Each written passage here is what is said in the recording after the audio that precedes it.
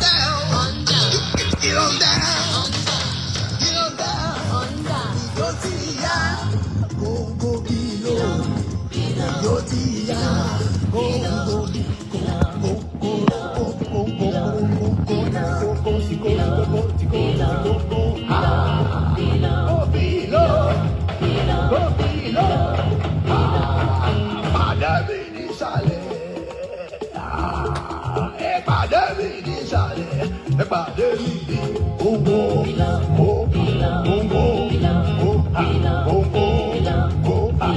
Get on down, get on down. Go to ya, go below. Go to ya, go below.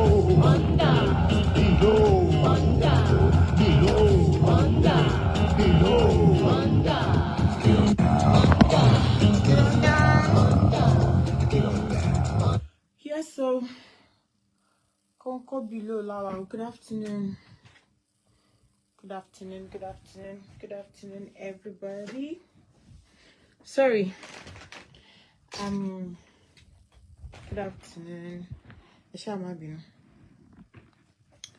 Okay, so what's up with you? Please help me to share.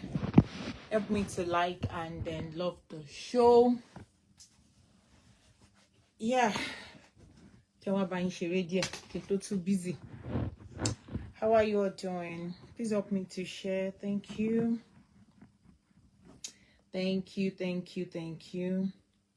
Let me share it to all the pages. Yep. Live. I'm on live on 2 pages. I think yes, on Adiade's backup and this one and this other one.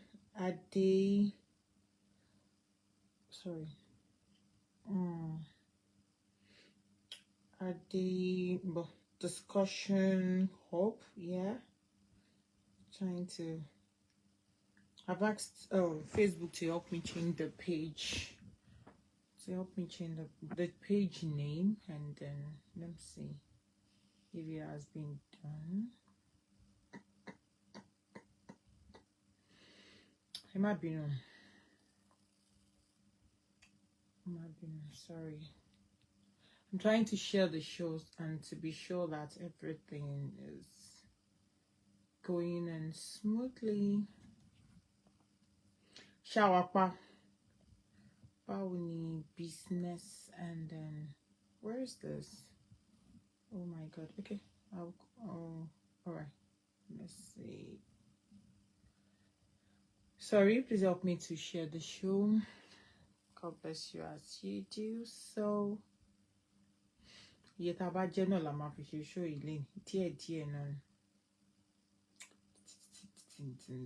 sorry. I'm gonna try. Yes. So I'm live on Ade Ade's. It was actually Ade Ade Extra, and then the name has been changed to Ade's Discussion Hub. Okay, and then I'm also live on Ade Ade's backup page. Okay, so I just wanted to be sure. Leto. Yes, so please don't forget to help me share the show, and God bless you as you do so. God bless you as you do so. Thank you, and thank you. You can help me to invite, you can help me to put it in your various groups. Whichever groups that you are, you can help me put it there. I'm alone. Dear. I'm alone, so that people can know that we are outside. All right. So we can know that we are shaking, we are outside. Okay, thank you, and thank you. I'm sure you all have seen what we want to talk about today. It's an educative show. Mommy Ojolowo Shukura. Good afternoon, ma. It's an educative show, okay? Then it's for us to discuss, for us to educate ourselves, for us to enlighten ourselves. You get. So I just wanted to run this show here on Ade Ade's backup, but subsequent ones will be on Ade's discussion hub. Okay, that's where this educative programs, that's where it will be. Okay, I'll be having this educative show on Ade's hub. So maybe after today, I might not come out on Ade backup for this type of educative show where we'll come together to discuss, where we'll come together to enlighten ourselves. Okay, so it will be on Ade's hub henceforth. So I have shared that Ade's discussion hub on Ade's corner page. Okay, so you can follow the page if you have not. You can on the notification as well. Okay, so that's where I'll be having the show. Maybe I'll cross post to Ade's backup, or I'll cross post it to Ade's corner. Do you get? So yeah, because I don't want it to mix up. I don't want this discussion hub program to mix up with any other thing on Ade's backup. Okay, so bear with me. Sincere apologies for drifting you from one place to another. You get? Don't worry. As time goes on, I will shrink these old pages together. Then the pages that Timobafe deactivate, I'll deactivate them. Then I'll be stable on 1 or 2 page. So thank you so much for your understanding. Yeah. Please help me to tag. Eba mi share, eba mi tag. Before we go on, of course, let's get to bees. We have Golden Eden Cosmetics for all your skincare products. Okay, and we also have Boss Spiritual Center for all your herbs. Bọ̀dá mi, ìyàwó yín máa ń fà ìlẹ́nu ọjọ́ mẹ́ta yìí. Báwo lẹ ṣe ṣe? Kí láṣìírí ẹwà ìyàwó yín? Ẹ sọ fún mi, kémi náà sọ fún ìyàwó mi. Bàbá ọkọ mi, ẹ má dààmú ara yín jìnnà. Ilé-iṣẹ́ Golden Eden Cosmetics láṣìírí ẹwà mi. Ẹ wò, ibẹ̀ ni mo ti ra whitening face cream, whitening body lotion, whitening body scrub àti whitening bathing soap. Ṣẹ̀rí ìyàwó yín adún máa dán yẹn. Àwọn náà máa nílò hot chocolate body lotion, hot chocolate face cream, hot chocolate scrub àti hot chocolate bathing soap. Ṣé caramel skin kit lẹ́fẹ́ ni tàbí student whitening kit? Wọ́n ń tà. Wọ́n máa ń ṣe steam bath, manicure, pedicure. Wọ́n tún máa ń ṣe àtúnṣe àwọ̀ ara látàrí jàǹbá tí kẹ́míkà ti ṣe sí ara. Ilé-iṣẹ́ wọn wà ní Ọ̀rẹ́méjì Street, Ọbáwọlé by Bayo Hospital, Akinyele Close, number 6, Ìfàkọ̀jàyè, local government, nílé Èkó. WhatsApp number wọn ni +44 79 79 26 0453 tàbí 091 63 20 1327. Ẹ wò wọ́n lórí Instagram handle wọn @GEC_cosmetics. Wọ́n tún wà lórí Facebook GEC Cosmetics. GEC Cosmetics, ọ̀gá ni bàbá. Okay, that's GEC Cosmetics. Fún gbogbo àwọn pedicure, manicure yín, ẹ kàn sí GEC. Hand cream, leg cream, Sitonobajo, why you? Ẹ kàn sí GEC Cosmetics, okay? Àwọn ni wọ́n lè ṣe é. Tẹ́ bá ń wá cream tí ò ní bó yín lára, ẹ kàn sí GEC Cosmetics, alright? And God bless you as you do so. Ẹ má gbàgbé Boss Spiritual Center náà fún gbogbo àwọn àgbo. Ẹ kú dédé ìwòyí níbikíbi tẹ́ bá ti ń bọ̀ mi. Boss Spiritual Center lórúkọ iléeṣẹ́ títí wa. Àwọn spiritual items bíi attraction kit, favour kit, curse breaker àti bẹ́ẹ̀ bẹ́ẹ̀ náà là ń tà ní iléeṣẹ́ wa. Bákan náà a ní àgbo fún onírúurú àìsàn bíi ulcer, jẹ̀díjẹ̀dí, diabetes, hypertension àti bẹ́ẹ̀ bẹ́ẹ̀ lọ. Bákan náà a ní kayamata tó ṣiṣẹ́ dáadáa ní iléeṣẹ́ wa. Tẹ́ bá wá ní nǹkan tó rú yín lójú spiritually, tẹ́ fẹ́ béèrè àbẹ́ní problem kan tàbí kejì, tẹ́ fẹ́ béèrè nípa ẹ̀ kàn sí wa ní iléeṣẹ́ wa torí pé à ń ṣe consultation náà. Ẹ má gbàgbé o, kò síbikíbi tí ogun ò ti lè báyàn torí ogun tó ń jà yín kò béèrè àdírẹ́sì yín kó tó locate yín o. Torí náà kò síbikíbi tá a ti lè dá yín lóhùn. Ájà ẹ wà níbí ni o, àbẹ̀wà lókè òkun, ibikíbi tí ẹ bá wà, a wà available láti dá yín lóhùn. Ẹ kàn sí wa lórí WhatsApp nọ́mbà wa 08098103132. Thank you so much. Okay, so that's a Boss Spiritual Center fún gbogbo àgbo lẹ́fẹ́ ni àbí kẹ́ kayamata lẹ́fẹ́ ni tí ọ̀pọ̀ máa sọ fún yín pé kayamata ò ṣe pé wọ́n fi ń gbọ̀kọ̀, wọ́n fi ń jẹ́ kí ìbálòpọ̀ kó dùn ó ti yé yín. Àwa mọ tí àwọn ọmọ òde ìsìn àwọn tá a fi sínú kayamata tá a fi sọ di wọ́n fi ń snatch. Do you understand? Tẹ́ bá fẹ́ original ògidì correct one, ẹ kàn sí Boss Spiritual Center.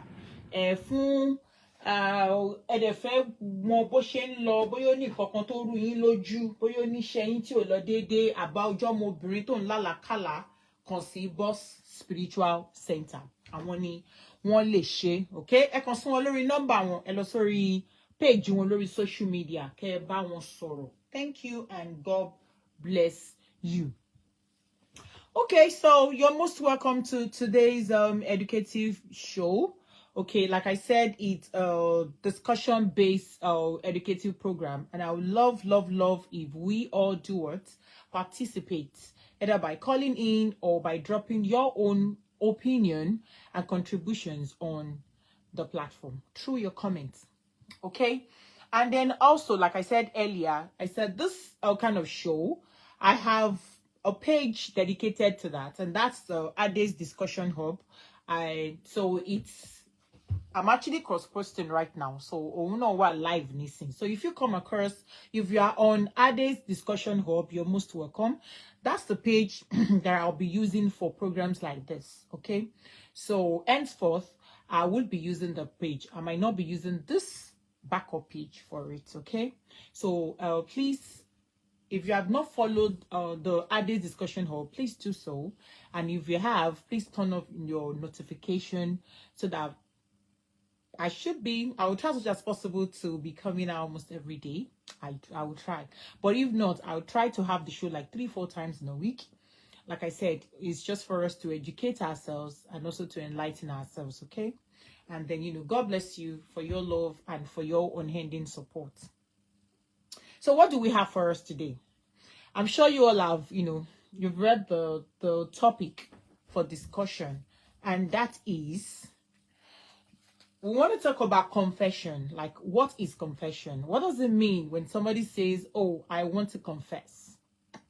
When confession could mean different things to different people, depending on the circumstance and the situation. Let's not forget that. So what we actually want to focus on today, our focus today is confession between partners. And that has to do with cheating. Okay, now, in a relationship or in a marriage, okay, of course, it takes a man and a woman to be in a relationship, right? Now, what do you see to confession? Like, should a man confess to his wife, if he cheated? Either he's been caught or not. Let's say, should he confess? Either he's being caught by his wife or not, or by maybe he's feeling guilty or guilty conscience this time around. The bone of contention is, should he confess? Should he tell his wife that, girl, babe, I have a confession, and we've been dating or we've been married for 10, 20, 30, 40, 100 years, and I want to tell you that I've cheated on you more than 20 times. Should he do that? Is it proper? Is it ideal for a man to confess that he cheated to his wife? And is it also proper for a woman as well to do the same thing? Like, Boboma Bino, I know you didn't know. Guilty conscience, then Damilamu. And actually, I cheated with your best friend or my manager at work. We did something in the store. You shall get. So that's what we want to talk about. Like confession. What do you think? Do you think that it is good kí ọkùnrin kó confess fún ìyàwó ẹ̀ pé òun cheat? Ṣó dá kí obìnrin kó confess fún ọkọ ẹ̀ pé òun cheat? Ìyẹn alákọ̀ọ́kọ́. Àti pé kí ni ìdí tẹ́ bá sọ pé tẹ́ bá rò pé ó dá. Tẹ́ bá sọ nídàkejì pé kò dá, pé ó better ẹni tó bá cheat tí wọn bá ti ká kó tètè dákẹ́ ẹnu ẹ̀ kó má sọ nǹkankan. Tẹ́ bá feel pé ó better pé bó ti yẹ pé guilty conscience ń dà láàmú pé ó cheat kó má sọ níwọ̀n ìgbà tí partner ẹ̀ ò bá ti ká, pé kó má tú kàsálà pé má bínú mo mọ̀ pé ò ká mi o, mo ẹ̀rí ọkàn ò jẹ́ ń gbádùn. mo ma ti cheat le lórí o bye ni o girlfriend best friend díẹ̀ tó máa ń wálé yẹn mo ma ti Botswana o ọmọ onípọ̀mọ́ tó máa ń gbé pọ̀mọ́ wá yẹn lílá ni lady hairdresser ẹ lílá ni do you get ṣó ó bójú mu tí ò bá bójú mu kí ni ìdí tẹ́ rí tẹ́ fi wò pé kò yẹ kí wọ́n jọ confess fúnra welcome on board sister Moire thank you for joining ma. Ṣó ti yé àwọn nǹkan tí a fẹ́ gbé yẹ̀wò lénìí nìyẹn. Like I said earlier, let's do it. It's a discussion thing, and I would love you to drop your comments. Kó tó wá di pé a wá lọ síbẹ̀, mo rí I saw a program, credit to Teju Babyface. I remember when we were growing up then, you know, in the field of broadcasting, gbogbo àwọn Teju Babyface show, if you remember. I always love his podcast. I love his show. You know, then he always brings all those top musicians and, you know, he brings them to his show. I think that was on Spain. That was the first, you know, interview, Ayuba, Sashino Peter, you remember? So I've always looked up to him like, yeah, you know, I love what he does. So yes, and I come across his podcast where he spoke about confession. And then, you know, in his own opinion, he made us understand that, you know, he is of the opinion a man should not confess to his wife, no matter what. He should just know, well, okay, I did something bad. He should go on his knees, apologize, beg God, and then, you know, turn a new leaf and continue his life like that. There is no need for a man to confess to his wife because his wife might not be able to undo the weight of that, you know, of that confession. Let me put it that way. That his wife might not be able to undo it in a situation whereby, you know, those people involved that he cheated with, if they happen to be some people, people that are very close to his wife, like his wife's best friend, and then, you know, that his wife might not be able, and that might turn to, you know, might actually end the marriage, end the relationship, because the lady will be like,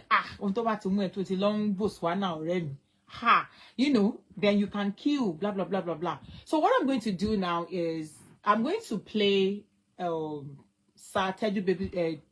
Babyface show. I'm gonna, you know, let us listen to his own side, his own opinion about confession. And while we do that, if you feel that you agree with his own his opinion, fine. You can call in or drop in the comment section. And then if you feel that no, in your own opinion, the man should come out and, you know, talk. He should confess to his wife that do you get what I'm trying to say? Let us know, okay? Like I said, is discussion stuff, and I would love us to contribute. Thank you once again for joining. God bless you. Please do not forget to share the show.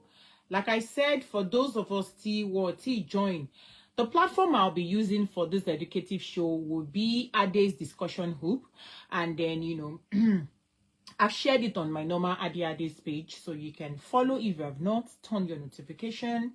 And then, you know, I might cross-post it on Ade's backup, okay? But Ade's backup will not be used for this educative show, all right? You know, I have a lot on that page, and then, you know, that is that page you have to dedicate here for so this Ade's discussion hub, I'm actually live on it. If you are on it, I'm saying thank you for joining and God bless you. And then, but not the full one, okay? So, what have I been saying so far for those that have just joined us? Welcome on board, Mommy Abiola Ayoni. Good afternoon, ma. And Mommy Olayemi Olayinka, thank you for being there always. God bless you, ma. So, kota n sọ ni pé ṣó dá kí ọkọ tó bá ti yànlè tíyàwó ẹ̀ ò dẹ̀ mọ̀, ṣó dá kó confess fún ìyàwó ẹ̀ pé ìyàwó bó tẹ̀ ẹ́ pò ká mi o, mo ti ṣe nǹkan báyìí lẹ́yìn o. Kí lẹ feel tó bá confess fún ìyàwó ẹ̀, kí lẹ rò pé ó máa ṣẹlẹ̀ sí marriage yẹn? Ṣó bá yẹ kí marriage yẹn dúró dáadáa àbó máa collapse marriage yẹn pátápátá? Àti pé ṣé obìnrin tí wọ́n bá confess fún ṣó máa lè handle heartbreak yẹn àti pains yẹn, especially tó bá jẹ́ pé ó bá ń bí pókè àwọn wo ló cheat pẹ̀lú, tó bá jẹ́ àwọn tó súnmọ́ obìnrin yẹn ni, báwo ló ṣe fẹ́ take ìyẹn ìdàkan. Ìdàkejì òun ni pé kí lẹ feel pé tí on bá ká ọkùnrin yẹn ká ní pé ìyàwó ẹ̀ ò ká ní pé ó yàlè ṣó yẹ kí ọkọ sì pé ìyàwó ẹ̀ pé àbóṣe jẹ́ pé ò ká mi nǹkan báyìí ni mo ṣe o àpíkẹ́ tó bá jẹ́ pé ó ká lóòótọ́ pé mo ká ẹ òun fẹ́ lágbájá ṣé ó proper kí ọkọ jẹ́wọ́ pé lóòótọ́ ò ti ká mi ní báyìí ni àbí kó sì continue àti máa deny pé ṣó o gbádùn ṣó rí mi lórí arábìnrin yẹn ni ṣe to understand so ẹni tó máa ṣe guest speaker wa lénìí tá a máa fi máa discuss lé lórí òun ni Teju Babyface show okay a máa play wọn torí pé àwọn náà fún wa ní opinion titi wọn lórí bóyá kí ọkùnrin kó confess pé òun yálè àbí kó confess pé kóun yálè so tó bá ti wá ń play ẹ lọ tẹ́ bá feel pé opinion wọn yẹn kò work out pẹ̀lú titi yín ẹ má ṣe iyèméjì ẹ bá wa kọ opinion ti yín sí orí comment section àbí kẹtẹ bá ní nọ́mbà wa lọ́wọ́ tó bá wù yín kẹ́ pè wọlé ẹ lè pè wọlé kẹ́ sọ opinion ti yín pé ẹ gbà ó dandan tọkọ yín bá yálè ó gbọ́dọ̀ sọ o mo gbà ó kò yẹ kó sọ lóòótọ́ o torí ìdí báyìí welcome on board Mommy Juliana Ayozi. So let's get to bees. Let me play Teju Baby's show for us, and then let's learn.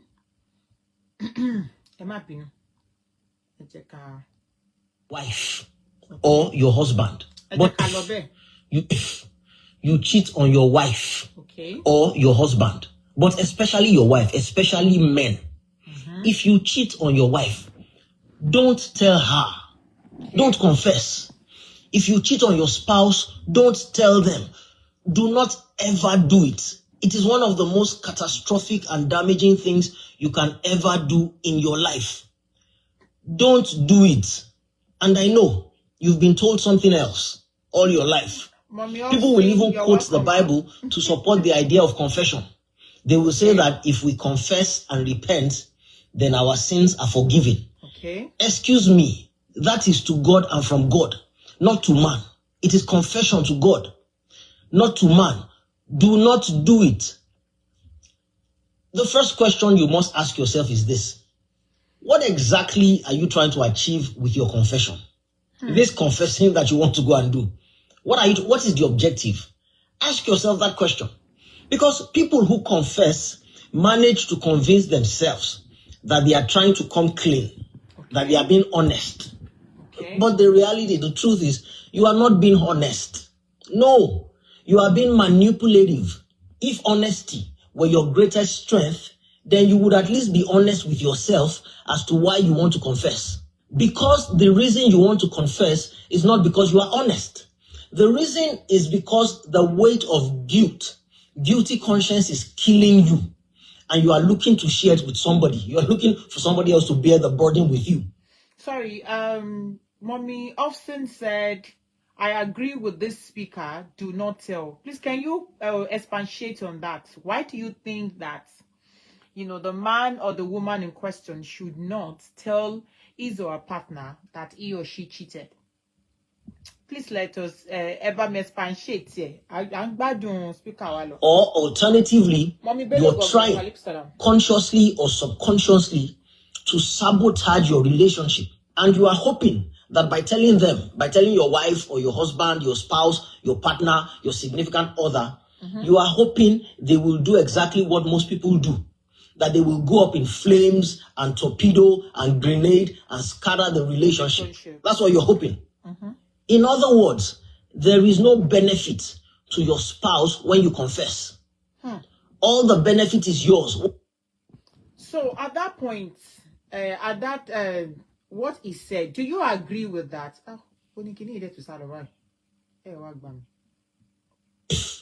You cheat on your wife. Oh, sorry. Not to man. Do not do it. Sorry. The first question you must ask yourself is this. What exactly are you trying to achieve with your confession? This confessing that you want to go and do. What is the objective? Ask yourself that question. Because people who confess manage to convince themselves that they are trying to come clean, that they are being honest. But the reality, the truth is, you are not being honest. No, you are being manipulative. If honesty were your greatest strength, then you would at least be honest with yourself as to why you want to confess. Because the reason you want to confess is not because you are honest. The reason is because the weight of guilty conscience is killing you. And you are looking to share it with somebody. You are looking for somebody else to bear the burden with you. Or alternatively, you're trying consciously or subconsciously to sabotage your relationship. And you are hoping that by telling your wife or your husband. Okay, so at that point, the first question is, so do we agree that when you confess that you cheated, it's you're trying to sabotage the relationship? Do we agree that? Because to me, I won't lie, I don't think if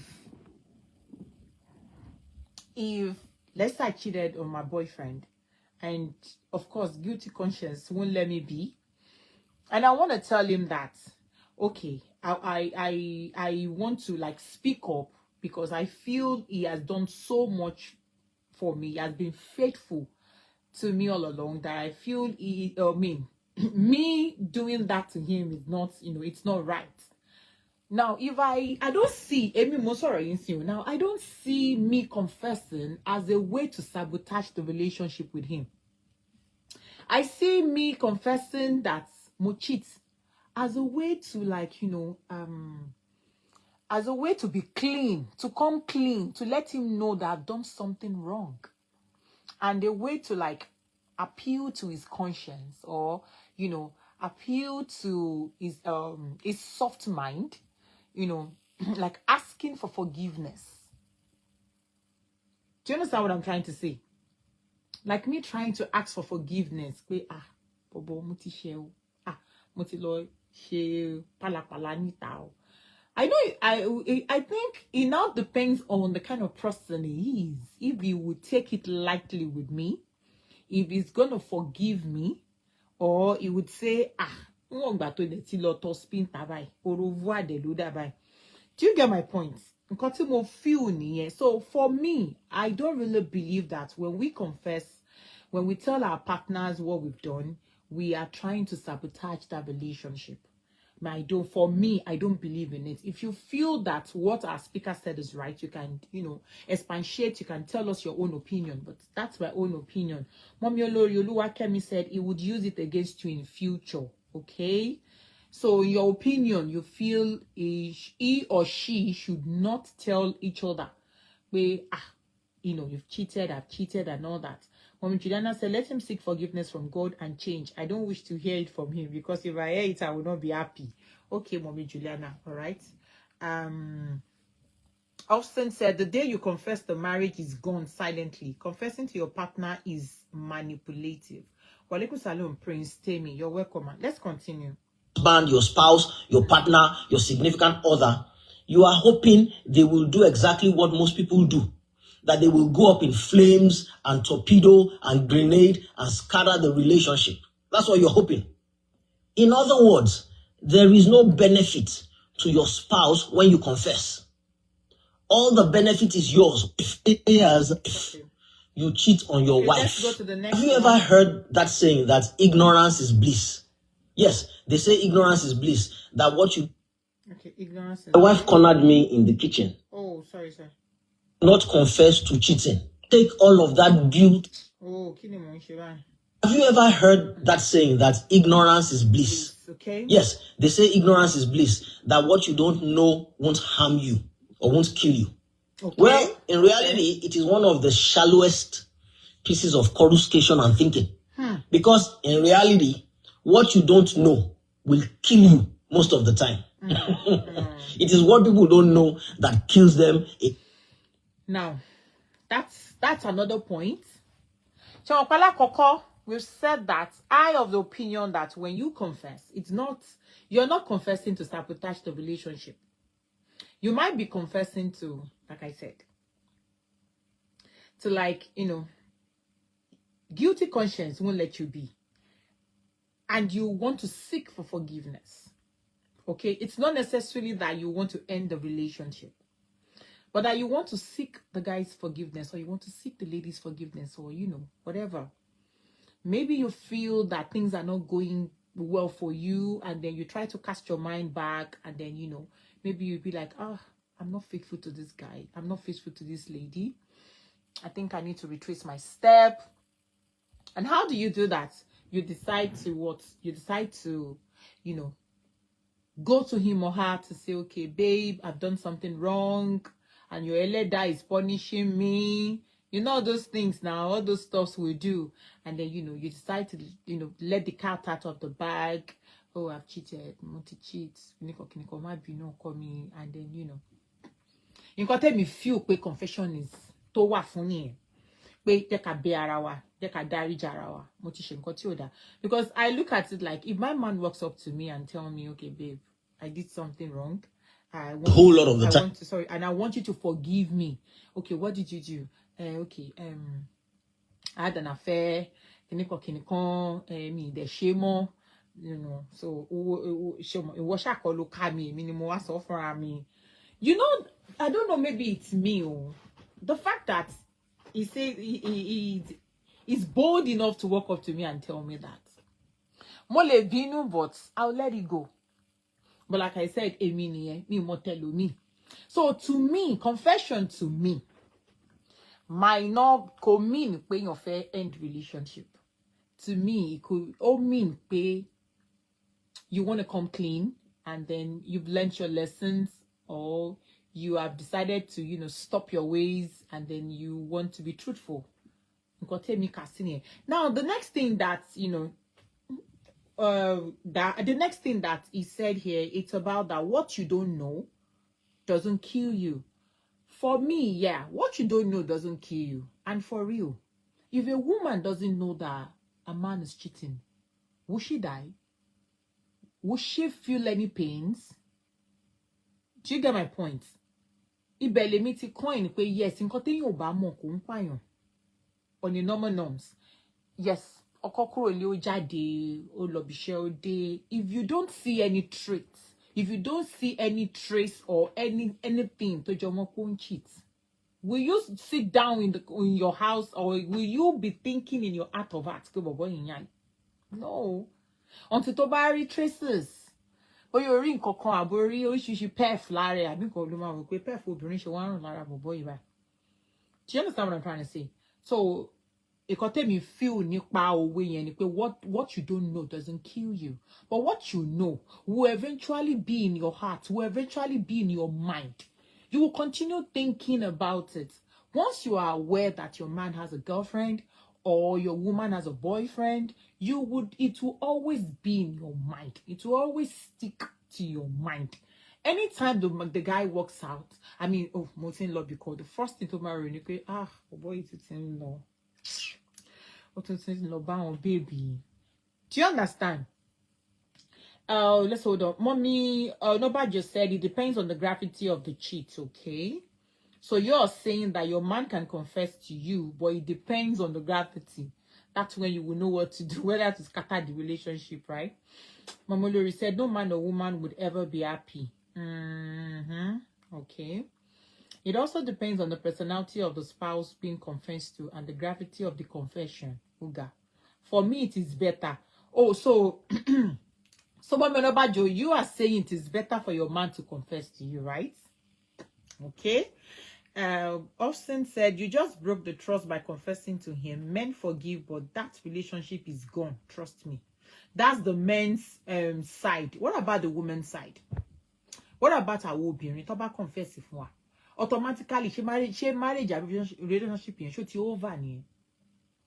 Do you get? So I want to talk confess for her. But one of the very few exceptions to that rule is when your spouse is cheating on you, when your significant other or your partner is cheating on you. In this one case, what you don't know will actually not harm you, because a whole lot of the time, the partner already suspects. They suspect that you're cheating. So by confessing, you are actually bringing their greatest nightmare to life. You're not solving anything by confessing. What you're doing is shedding the weight of the guilt off your own shoulders, or subconsciously sabotaging your relationship. You are now harming them again twice. You already harmed them, you already hurt them by cheating, even though they didn't know. Now you are confessing and you are harming them and hurting them all over again. Double wahala for dead body, as Fela said. Do you know what you can actually do if you really feel bad about cheating on your spouse or your partner? Do you know? How about this? Stop cheating. How about that? Stop cheating. So you don't have anything to break their heart with and confess in the first place. Stop cheating. And then, if you're still feeling guilty, to assuage your guilt, to water down your guilt, to feel some relief, go and tell God. Or go and tell a counselor, a professional counselor. But don't tell your wife, don't tell your spouse, don't tell your husband. Don't break their heart. You've already broken their heart. Have you ever heard that saying that ignorance is bliss? Okay. Yes, they say ignorance is... So what do you feel about that? Our speaker has just said, do not tell your man or your woman that you've cheated. Do not. So the fact that you tell them automatically means that you're going to break their hearts. So Sister Nobadio, for you that you said is better, how would you feel? Will it not break your heart? Let me know. Will it not break your heart? Because we just heard our speaker now said the best thing is do not tell. Do not tell your partner. Do not confess. In as much as you're not, you're not caught. Hold on. Can you imagine? Okay, I also said, as for me, if a man confesses to cheating, I'm out because it's not going to stop. No matter how much he promises to stay away from cheating, he will cheat. Okay, so Mommy Austin, let me ask you a question. You said you if your man walks up to you to confess, right? Automatically, you that's the end of the relationship, right? Now, what if you now find out yourself? Since you said you don't want him to walk up to you to tell you, you don't want him to tell you, babe, mo cheat or might be no. What if you find out yourself and he denies it? What would you do? Will you still walk out of that relationship? Or would you prefer him to kukuma tell you, JJ, and he changed and be a better person? Or you find out that it's cheating and he denies it, and he's still doing it. What do you think? Definitely it will. No one loves to be cheated. Okay. So let's move on. Let's not confess to cheating. Take all of that guilt, turn it inward, stop, and change your actions, not your character. Because essentially you're a good person. Just change your actions. Okay. Or maybe change part of your character. Part of your character is flawed. Maybe do that. And here's the better thing you can do. Be nicer to your partner in the wake of that. Shower them with love. Let them be asking, what is happening? Why are you suddenly so nice? And then you say, no, it's nothing, and then shower them with more love. And do it out of genuineness. Don't do it just out of guilt. Actually change. So here's the conclusion of the whole matter, which is essentially what I've been saying since. The conclusion of this whole matter is exactly what I've said. Do not confess to cheating. Stop cheating. Change. Confess to God, to your priest, to your counselor, to your close friend whom you trust. But don't ever put that weight on your spouse, because that is not honesty. That is cruelty. You're being wicked. Don't do it. So, sorry, Oroni, what do you think? What do you think? Absolutely, that's the end. If I found out that he denies it, that's respecting me until the day I catch him. So which one is better? That you catch him yourself, or that he tells you himself? Which one? Which one do you think you're comfortable with? Because for me, if you ask me, I believe if a man can even summon his own, summon up courage to say, okay, you know what? I'm going to tell my woman, I'm going to tell my wife, I'm going to tell my girlfriend that I think we should applaud him. It really takes, it's more of courage, more than courage, self, to walk up to your partner and say, babe, I've done something wrong and I want to apologize. And he tells you, do you get my point? So if you ask me, like what our guest speaker says here, that do not confess. I understand his own the angle is coming from. I understand it, and that has to do with the emotional aspect. Like, if you tell your partner that I cheated, especially if the lady is someone that's Tony, tó wà emotional. Hello, ma. Ma, mo ti gbé yín sórí speaker, ṣé kí n yọ yín kúrò? No, I didn't. Okay. To boot the show on. Okay. Thank you, ma. I could. Yes, ma. Thank you so much. Yeah. See, cheating. It's not just a topic that we can just discuss because it's broad, it's wide. Because cheating in levels. To me, gravity thing of him tell you gravity cheat tell me she yàtọ̀ síra wọn. Some instances, most instances, you don't see men come to tell you that I've cheated on you. Okay. They don't. Even some, you even catch them red-handed. They'll still be telling you that's not what you are saying. You understand?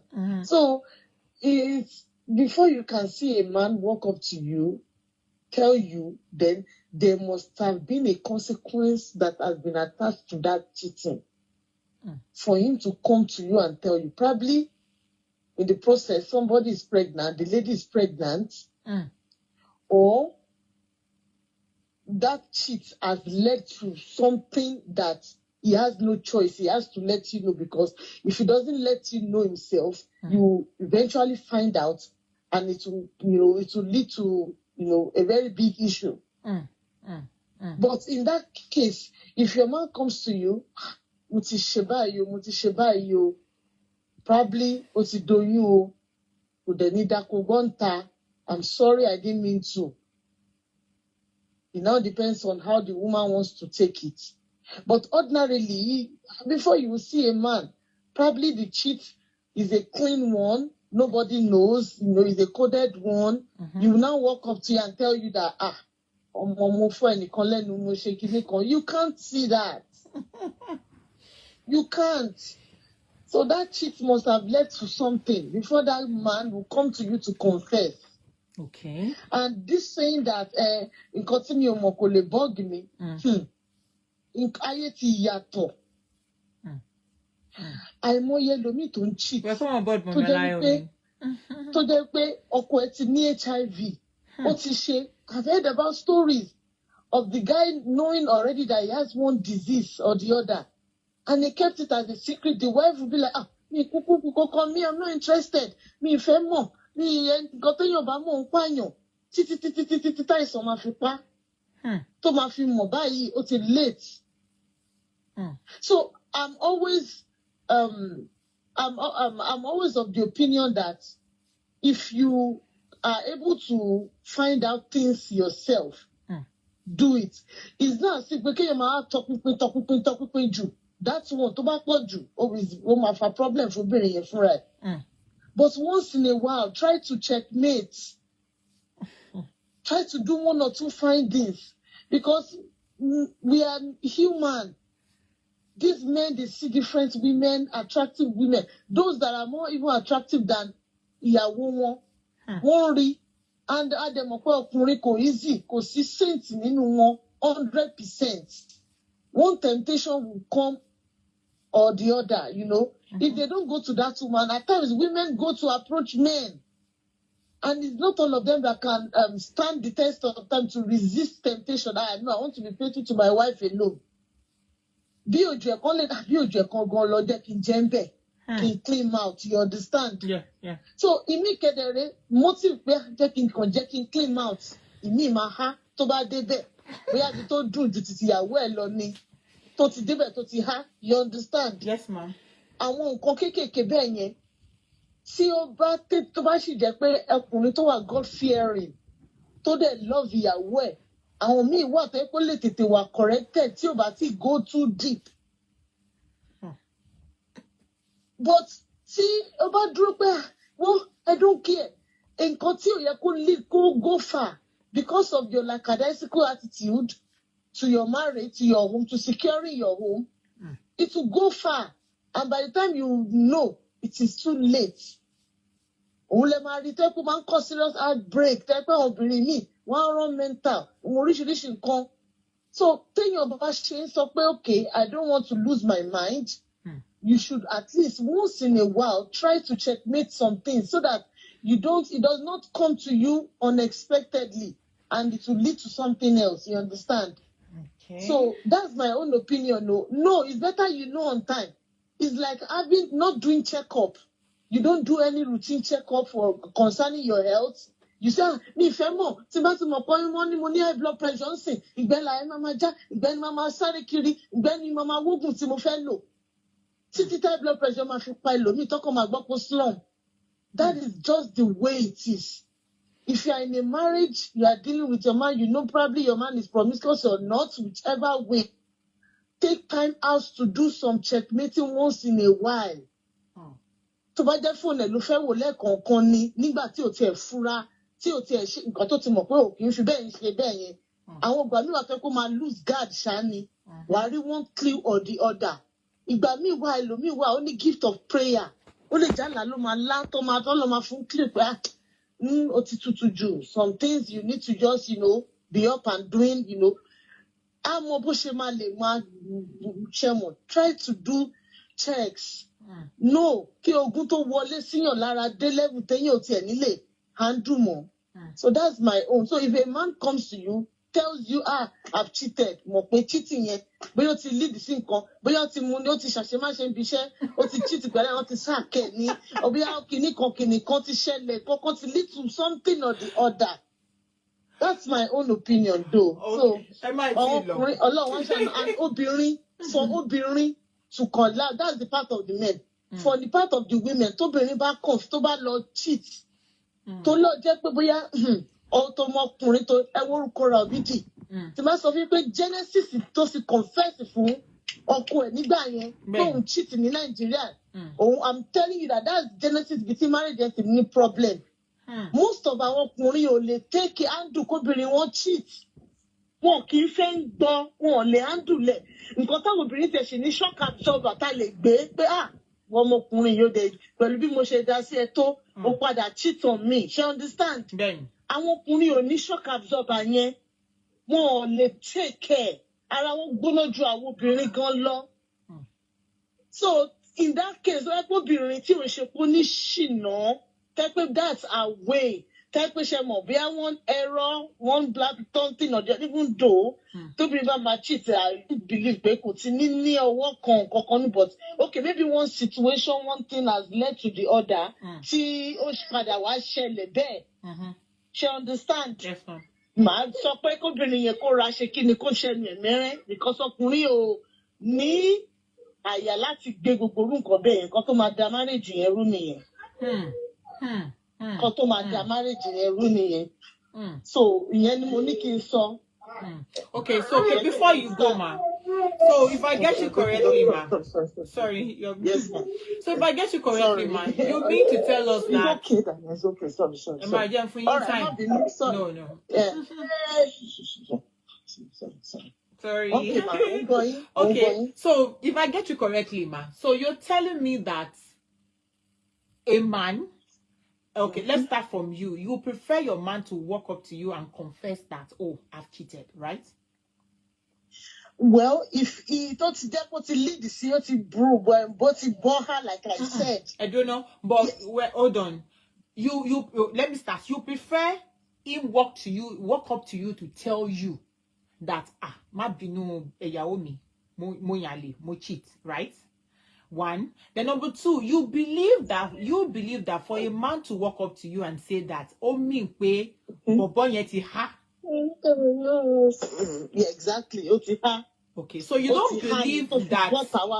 So you don't believe that maybe it was a clean, smooth cheating spree, and then at the end of it all, he had no issues, but just that guilty conscience no jeko gbadun. You don't believe that you might be guilty conscience. Experience clean cheat. See anything. Yes. Clean one. See traces that you can't even know who the lady is. Well, if that's the case, it's a good one. At least, she respecting you, no me. Any confession, tani yeba ti wa fun tọkùnrin yẹn bá wá. Ẹni yẹn she respecting you, no me.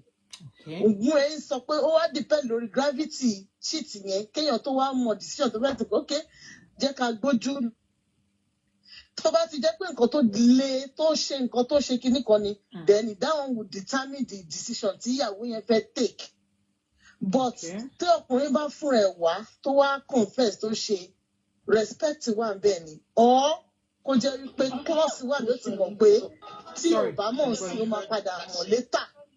Have you ever heard that ẹ má saying? bínú mo ń try láti get kinní ìwọ mo ń gbọ́ yín mà mo ń gbọ́ yín hello.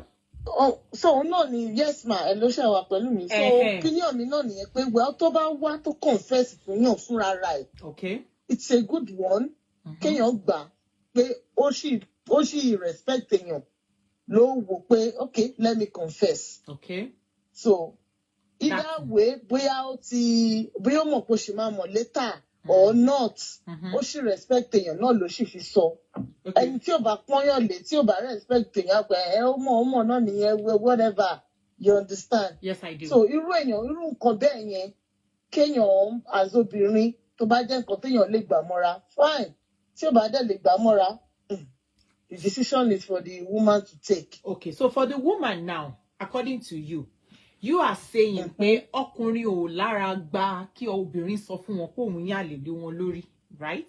Yes. And you have the opinion that obìnrin tó bá ṣerú ẹ̀ kó má sọ fún ọkọ ẹ̀ right.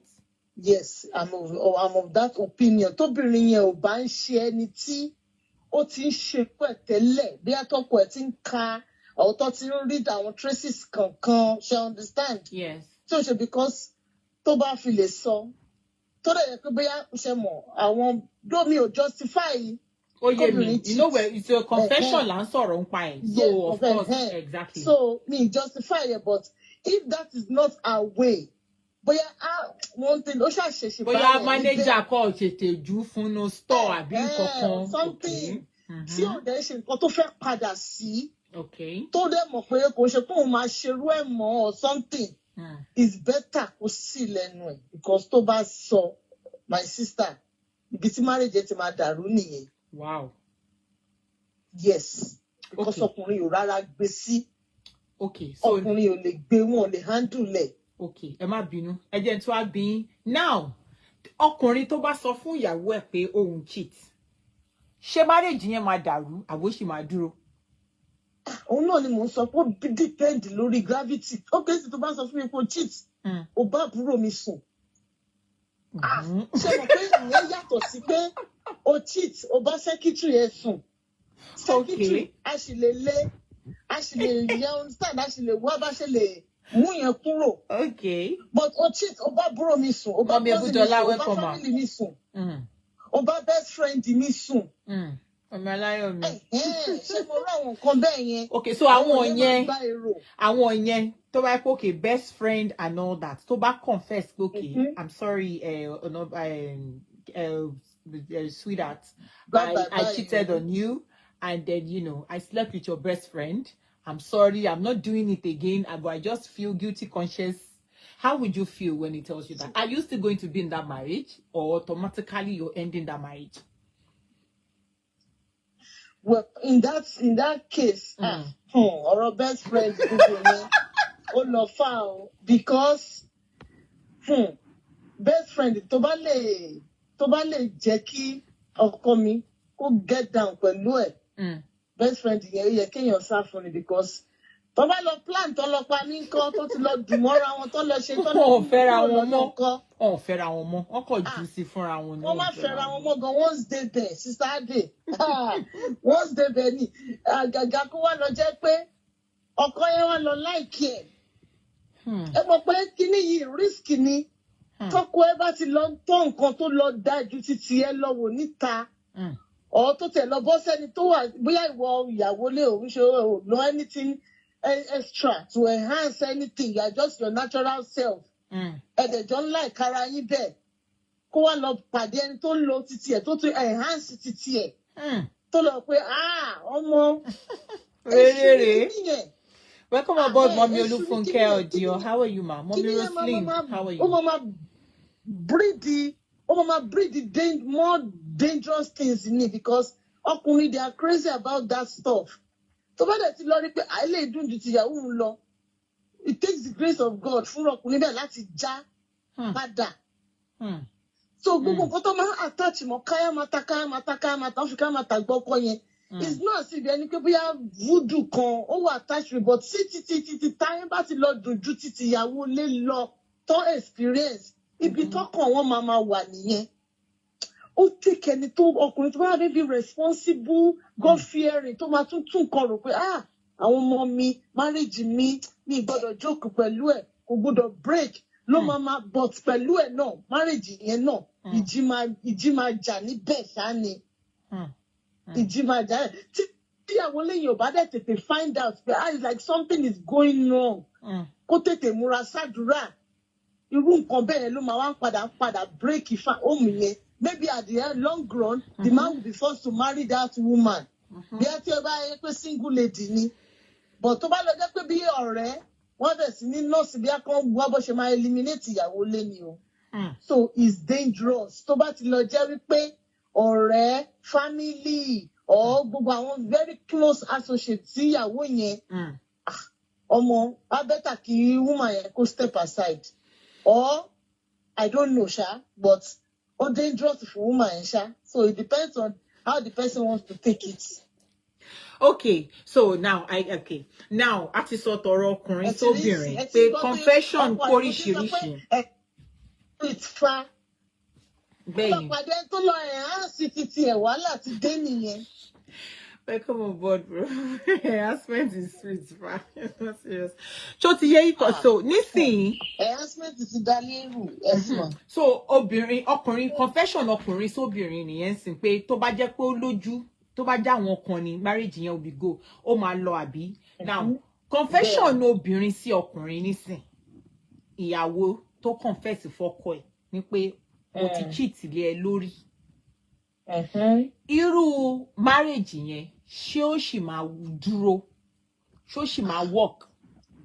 Ó wá kù sọ́wọ́ ọkùnrin yẹn irú èèyàn tọkùnrin yẹn jẹ́ irú ìfẹ́ tí ọkùnrin yẹn ní sí ìyàwó ẹ̀. Ó kù sí ọwọ́ tó bá jẹ́ pé ọkùnrin tó mọ ìyàwó ẹ̀ pé ìwọ woman yóò dẹ̀ decent ó dẹ̀ ṣe ní ìbárò ẹ̀ lọ́wọ́ ẹ̀ rí. Èmi gan mo ti ṣọmọ tó ti wò pé obìnrin ìyàwó mi báyìí ṣe understand.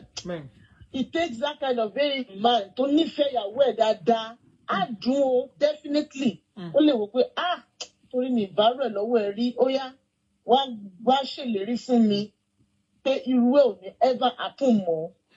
tó dẹ̀ máa mọ measures tó máa take pé okay tó bá jẹ́ pé ibi iṣẹ́ ló ti ṣẹlẹ̀ resign kúrò ibi iṣẹ́ yẹn inú kò resign bẹ́ẹ̀ yẹn kò wá bò mí lọ or ṣe understand tó máa jọ jókòó tó máa jọ sit ara wọn down tó máa jọ okay let's do it this way but ẹ má jẹ́ sọ irú ọkùnrin yẹn á wá bẹ̀rẹ̀ sí ní ṣọ́yàwó yẹn.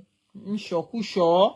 ó máa tún di problem ó máa tún di kind of problem tó máa nọ́ọ̀sì nínú marriage because a máa wá ṣọ́yàwó yẹn tó bá wà ní pẹ̀lẹ́ ní ọkùnrin problem ti dé because a máa wò pé bó ṣe nígbà yẹn nìyẹn bó ṣe nígbà yẹn nìyẹn torí ẹ̀ ló ṣe máa ń da pé irú nǹkan bẹ́ẹ̀ yẹn tó bá ti mọ̀ pé ó ṣìṣì kò ń ṣe pé ìwà ẹni kò ń ṣe pé ìṣe ẹni but one thing led to the other ó bọ́ há nínú situation yẹn tó dẹ̀ ti realize tètè ya jápa má dẹ̀ sọ because tó bá sọ tọkùnrin yẹn gan bá accept ẹ kíní yẹn sì máa dá òun lóyè máa padà break marriage yẹn tí ó máa break marriage yẹn gan téèyàn sì ń tọ́ pàtẹ́ the happiness in that home kò ní dàbí mọ́ because máa yá máa wò pé ibi ta tó tún lọ ń sìn ta bá tẹ̀ ní kó kúrò ní ọ̀dọ̀ ẹnìkan ó kúrò níbi iṣẹ́ kan ó lọ sọ́dọ̀ ẹlòmíì kí la mọ̀ tó tún máa tún ṣẹlẹ̀ níbẹ̀ you understand máa yẹn náà máa rò pé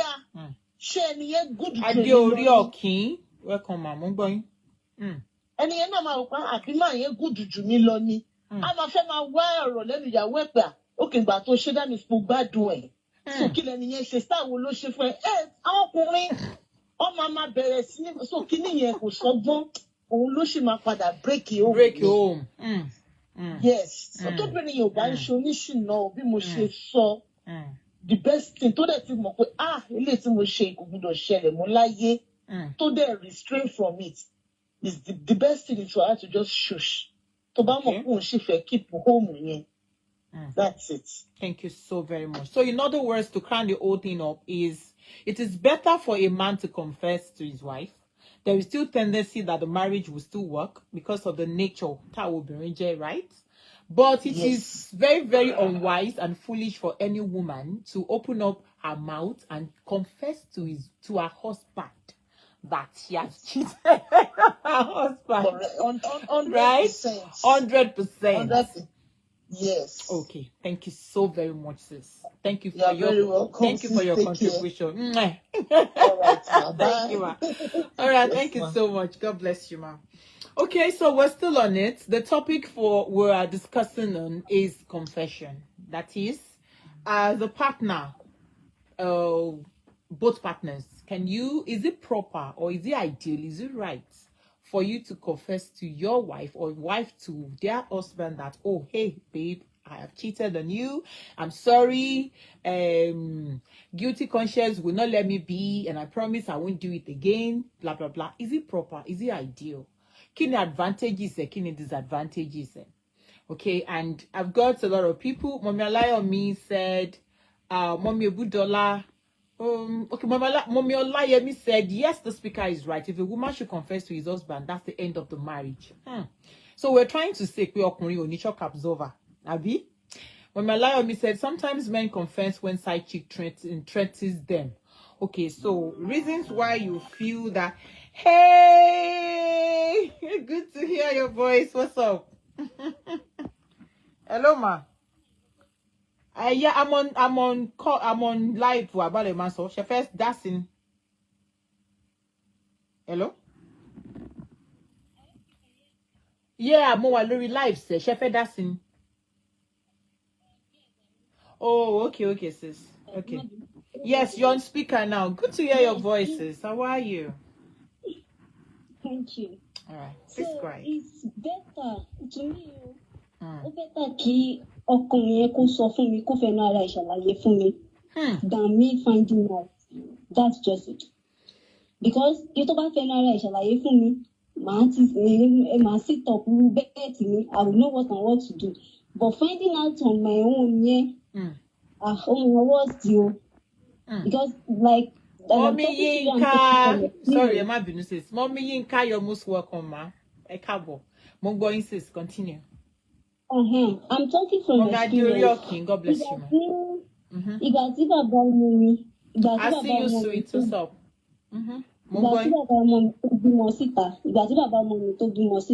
Okay. He didn't tell me. I wasn't aware of it, but I've been suspecting and I kept asking him,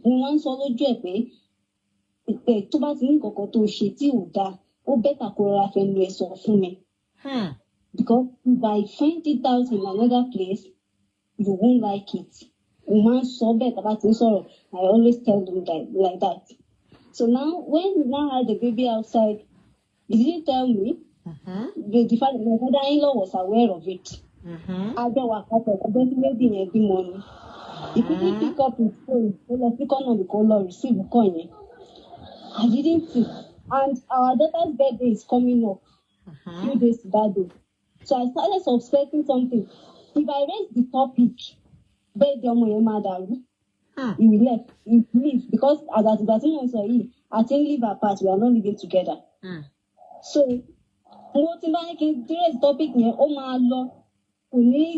disturb the happiness of my. So I decided to keep my calm to investigate what is going on by myself. So late at night, after we talked everything, he slept off, and a message came into his phone requesting for the balance of cameraman Tombelo naming ceremony. So when I got that message, I looked into it. I was shocked. It was so painful. Like I was pained. So I actually pretended as if I didn't say anything. So that was the I don't wake him up because I couldn't sleep.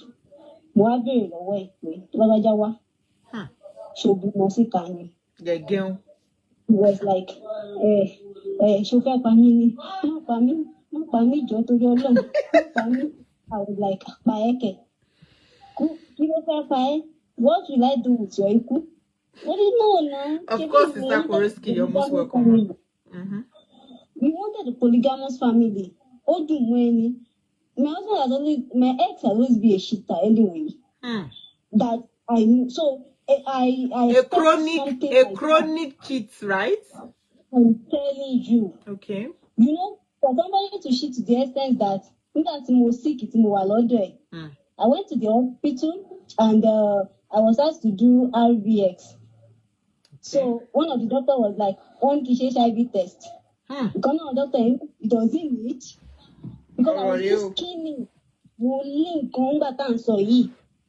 the doctor said, does it need? Because my God doesn't need it, right? I am it. Yeah. Because I was XYZ. I was breastfeeding my daughter then. So okay, we can't be assured unless we get the result. No bad for me. Request OAUTHC. That's the effect. Okay. Immediately the result came out. I want lab technician won't for me result until I called my doctor. The panic a lot of things have run into my mind since I had the minute power for you. At that moment, if eventually overturn are positive.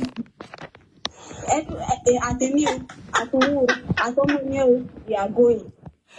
Because it's like because my daughter was breastfeeding then. We are going. Okay. That was what was so when they said they couldn't give me that result, yes, Sister Koriski, you can call. Can you hear me? Yes, I can hear you, ma. I'm going. So I was so panicked. I was so afraid. So I quickly picked up my phone and I called my doctor that, sir, calm down. He quickly left his office down towards more calculation. So he quickly rushed down to collect the result. And it was like, the end of the life. Don't tell me life will be anything. Just go straight to, is it negative or positive? That's the only thing I want to hear. Yeah. The other Simon just forget about it. So he said, anyway, you are lucky. It's negative. Charity, negative buying. I don't mind. God, I thank you. And the doctor now said, you are lucky this time. Because doctor know my husband is a shitter. I will advise you to value your life. Value your life. Take good care of yourself. This is not a marriage any longer. There's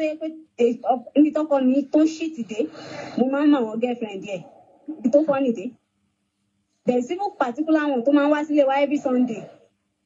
So to some extent that I have to invite the lady over to talk to her one-on-one. That's can you take it? The lady said, but you are doing it to another person. How do you want me to feel? Or did he tell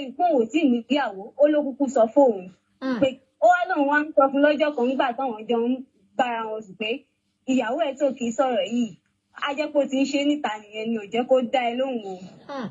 Ó ló wá fún un pé láyé òun lè bet life òun, she can't do that. Pé kì í pé òun kò lè ṣe é. Mo á ní ó sọ bẹ́ẹ̀ yẹn fún ẹ. So I now told the lady, Moni, do you think he value you? He didn't value you, you are just a sex toy. Moni, do you remember what he told you nígbà tó bọ́lẹ̀ rí ọ̀kadà? Ó ní ṣé mo ní ìdí ẹni, tí bá ní ìdí ẹ màá pè é. Wow. Moni, and you said he valued you. Moni, ṣé o tọrọ? Ẹ̀yin mẹ́fà bẹ́ẹ̀ yẹn lẹ́wà on the road. The girl was shocked. She actually think òun nìkan ló ń shit pẹ̀lú use it to shit me, but kò mọ̀ pé àwọn míì tún ṣì wà lẹ́yìn ibì kan. So when I talked to her, the girl was so shocked. Ojú ẹsẹ̀ ló mú nọ́mbà ọkọ mi tó ṣàṣì blocking tó delete ẹ̀ dànù. And we pretended as if nothing happened. I just okaleni. So when my doctor said I should value my life, I immediately thought to myself, that was how I packed my bag and baggages. Meanwhile, he has been frustrating hell out of me with even domestic violence. So Igbaji Igbamu, for more people to the point, the people in his office, he slapped me in presence Okay, of sis. Mr. President. Okay, let's hang it there. Okay, this is what we Yeah. do. We will maybe tomorrow we'll bring you in for or heart-to-heart discussion, like experience, marriage experience. Then we'll have time to discuss. Do you understand? And to say all this.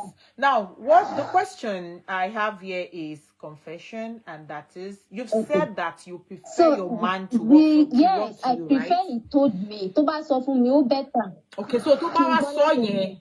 tó bá wá sọ yẹn, what do you feel? Kí ni reason tẹ́ rò pé ó fi sọ? Do you think pé ó ti há or guilty conscience ló ń dà láàmú? Àti pé tó bá sọ, would that marriage still work? Will it still stand? Well, kẹ́ mọ̀ pé the choice oníkálukú ọ̀tọ̀ọ̀tọ̀ ni. The thing is, if he told me by himself, nǹkan méjì ti wà involved bí mọ́mí àkọ́kọ́ yẹn ṣe kọ́kọ́ sọ. Ìsáyédà kó ti bọ́ há, bí oyún ti dúró, àbí nǹkan kan ṣẹlẹ̀ níbẹ̀ ló ṣe máa wá fẹnu ẹ̀ sọ pé òkè nǹkan kan báyìí ti ṣẹlẹ̀ o. Okay. So now, when tó bá wá jẹ́ bẹ́ẹ̀ yẹn ló ṣe sọ fún mi o, and tí ò dẹ̀ sí pé bí àwọn domestic violence or anything o, I am not going anywhere. I will just have to work on how bí màá ṣe máa wà very very careful with him and all of ó bẹ́ ara ẹ̀ yẹn finding out yẹn ó máa ń hurt mi jù pé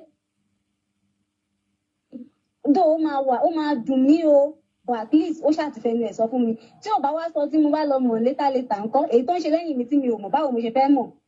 So it's better the conversion is coming from his mouth than from outside. So that's my thought. Okay, ma. Another question, ma. If you cheat on your husband, can you, out of guilty conscience, can you tell him yourself that, oh, babe, I'm sorry I cheated. I mean, I had something with another man out there. Can you tell him? If I cheat, hey, sexy. How are you, Stomolola? Tó bá ti kúrò ní bóyá ká ló tẹ̀ láti lọ cheat yẹn. Tó bá ti kúrò ní bóyá receptionist torí wa ńgbà tá a wọlé. Àbí gentleman torí wa ńgbà tá a jáde. Lẹ́yìn àtẹ̀mí àtẹni tá a cheat, tọ́rọ̀ yẹn ti wà láàrin wa.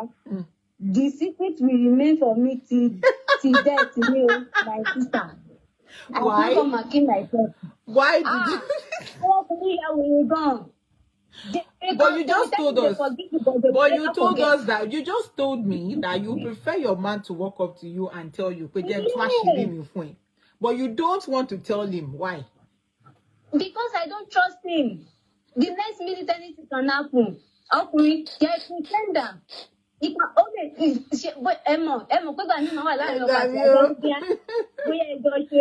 we have any man on the platform that can assist us? Àbí ẹ ti ra aṣọ bóyá ó ra aṣọ fún yín àbí nǹkan kan bẹ́ẹ̀ tí dùnú yẹn wá from nowhere ó wá fẹ́ kó ọ̀há tiẹ̀. I'm telling you, see, no matter what he bought for me, kò sí bí dùnú yẹn ṣe lè wá tó. You will never tell him. Never come out of me, láyé. Because they will start misbehaving, they won't trust you again. Bẹ́ẹ̀ tí ẹ ṣe mọ́ tẹ́ bá lọ sọ́jà tẹ́ pẹ́ jù na wàhálà ìdòbí. Okay. And one of the reasons why I choose to keep it to myself is that irú relationship call from Koroski, yeah. I'll call you, sis. And Koroski máa pè é padà. Okay. Ó lè jọ́kùnrin tó máa ń ṣọ́yàn lọ́wọ́ ṣọ́yàn lẹ́sẹ̀. Okay. Ẹ̀sọ́ ṣẹ́rù yẹn ni màá wá lọ sọ fún pé you know how a cheater behave now. Wọ́n máa rò pé nǹkan tó ń ṣe ìyàwó wọn máa ń ṣe. Okay. So máa pè é sister Koroski. How will I not call from one? I'll call you Stomolola, don't worry. Bí ìgbà tẹ́ni òun ti dígí grape ara ẹ̀ sílẹ̀ nínú marriage ló ṣe máa rí now. I can't tell him o ti that secret bí mo sọ láàrin sí receptionist àwọn tó rí wa ń gbà tá a wọlé ta jáde ó dẹ̀ jẹ́ ní mọ́tò náà mo ti yọ̀jú sẹ́yìn. Mọ́tò yẹn nìkan àtọlọ́run mọ́tò tí mo ti yọ̀jú sẹ́yìn yẹn àti ọlọ́run tó witness bá a ṣe ń lọ tá a ṣe ń bọ̀ àtọkùnrin yẹn àwa la lè mọ̀ sí nǹkan tó ṣẹlẹ̀ o. Okay. Even I don't go. kò sí bẹ́ẹ̀ ni ṣe lè close tó mi lè sọ ha fún ẹ láyé Oh, because okay. I've been betrayed so many times, so I don't trust people anyway. Okay, so now to the conclusion now, so that we can have other people calling. You prefer, you are okay for your man to talk to you, to walk up to you without you catching him red-handed, right? You prefer him to walk to you and tell you, and you will forgive him. Is that not it? But you cannot come and, confess yourself without him also knowing. If I confess something like that, make I beg. If I confess something like that, make I beg. Nilaye mi, they will show you shege. Shege. Okay, ṣé obìnrin ni ò wá ní show ọkùnrin ní ṣégè tí ọkùnrin bá sọ pé òun cheat. Ṣé obìnrin ò ní show ọkùnrin ní ṣégè? It would be better kó jẹ́ kí èmi ara máa ṣe ṣégè yẹn fún ẹ ju pé kó jẹ́ ìwọ ló ṣe ṣégè fẹ́mi. Because in that case, if you say that tomorrow, there will be room for discussion, right? I will explain details for you. You will understand what I'm trying to say. Okay. So let me give other people chance so that they can call in. Thank you. All right. Thank you so much. So we're looking forward to tomorrow. I'll call you. We'll talk about it. Okay. No problem. Thank you so much. God bless you, sis. Thank you so very much. Wow. You're most welcome, Mommy Moji. Am I being man? Mommy Moji Sola Imadu, right? Yes. All the way from Iwe Nation. God bless you. Respect to all Iwe Nation members and Mama. So, yes, we are still on the topic, confession. That is, should a man or a woman in a relationship or in a marriage confess to their partners if they've cheated and guilty conscience is disturbing them and they feel like, okay, you know what? Sweetie me. Whether one catch ara one catch ara one, kó ṣá lọ confess pé lóòótọ́ kó pé ìyá lágbájá mo mà dé fẹ́ bẹ́ẹ̀ ni mo mà dé ti Botswana ọ̀rẹ́ rí mo ní kí n wá jẹ́wọ́ fún ẹ. Is it proper? Is it allowed? Is it ideal? Kí ni advantages ẹ̀? Kí ni advantages ẹ̀? Nǹkan tí à ń discuss nípa ẹ̀ ní èní nìyẹn. A lot of our mommies and daddies want to put to comment see or comment section. Mutika, Mommy Ebudola said, I can never confess to any man except Towosiku. Tell me, I prefer to confess my sin to God and I will never go back to it, all right? Mommy Rostin said the caller is right. Okay. Oko Aremu said, housewife should not relent and learn how to improve in spices. I'm coming, sis. Learn how to improve in spices where it's needed. Adeshola Okonlawon, you're welcome on board. Sister Koroski, I'll call you after this call. Akombi Esther, you're most welcome. Sister Molola, open your mouth and speak. Omonike Olufemi said, what goes around comes around. You're welcome, ma. Mommy Budola said, we share my sister. Confess waiting. I'm coming, sis. I feel thank God to forgive me. I don't know who's under this mom, Ebudola. She just they bust my brain. Mommy Ebudola just they bust my brain. Let me start by saying good afternoon, good morning then. Yes, so how are you doing, sis? I'm good, though. Mommy Rosie said, with the kind of man I'm married to, I can't confess. So confess it could be on. She be la won kun ni she wa ya ehon to ni. Edro Emma Binejen Kakini. Mommy often said the man's feeling towards the woman will definitely change. It will start by reminding the woman every day that she has cheated. The marriage will be gone. Wala tiwa. Oh, Sister Akoroski, right? Okay. All right, Sister Koroski, you can call in. Sister Koroski, if you're on the platform, please call in so I can bring you in. Let's not forget, like I said, there is a page that will be having this educative show on, and that's the Ades Discussion Hub. I'm on it right now, actually, and we have some Nation members on it as well. Okay, Ades backup will be for other things, maybe gossip glitz and all that. But for this educative chat, this discussion, social discussion forum, it will be on Ade's Discussion Hub, okay? So the next one, my next show might be on it.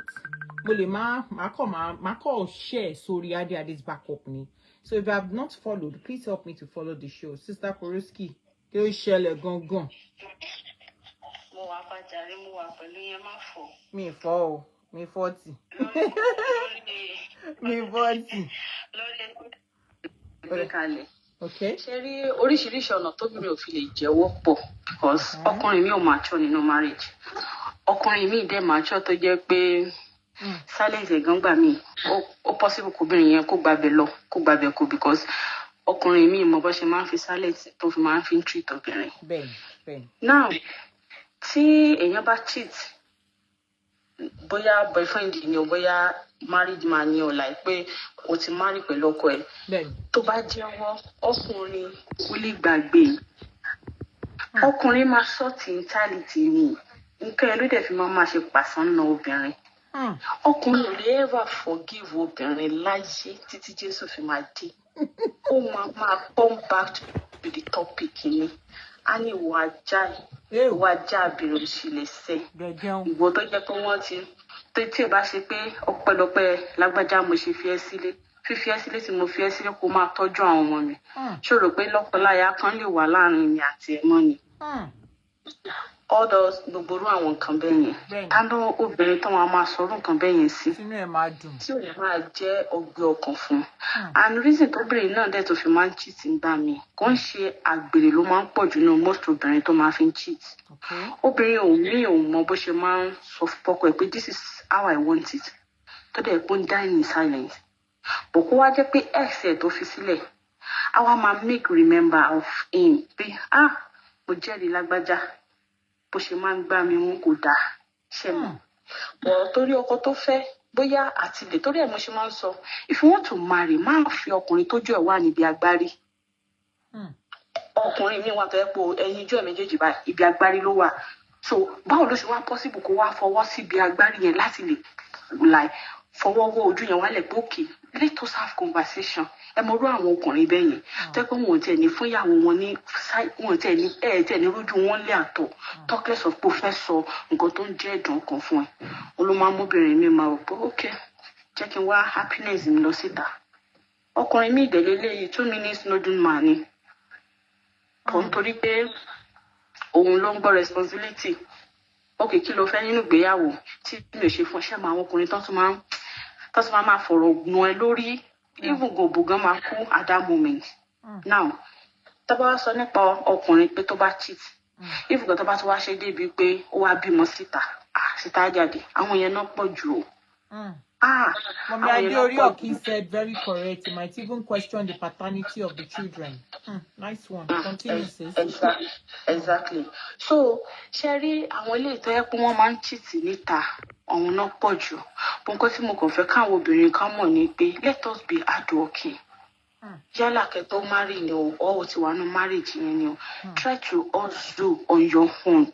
Ọkùnrin kò ní máa fi gbágbá ẹ lórí, kò ní máa sọ fún ẹ pé ṣebí eye báyìí ni mo fi dá ẹ lókòwò ìgbà tí mo dá ẹ lókòwò ṣebí gbà ẹ ló jẹun kinní kan ló ṣe gbá have your own money like ní owó ara ẹ fún rẹ hustle fún ara rẹ á depend lórí ọkùnrin because ṣe rí kí obìnrin gbọ́ láti ta pọ́kàn ṣàṣemáṣe sáájáde yẹn ló burú jù obìnrin mi lè gbàgbé lọ obìnrin mi lè ní stroke tó bá jẹ́ pé obìnrin tó yẹ pé ó ti gbé 100% gbogbo ayé ẹ̀ lọ́kùnrin yẹn lọ́wọ́ tó ti believe pé he can never do anything except me. She get so except me. A máa wò pé ìgbà wo ni gbogbo kìíní ìṣẹ̀lẹ̀ tí mi ò mọ̀.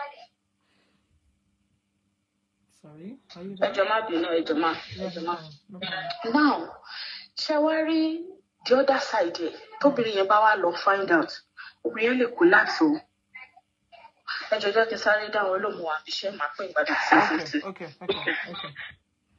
All right. Sis Omolola, please call in. Ogao.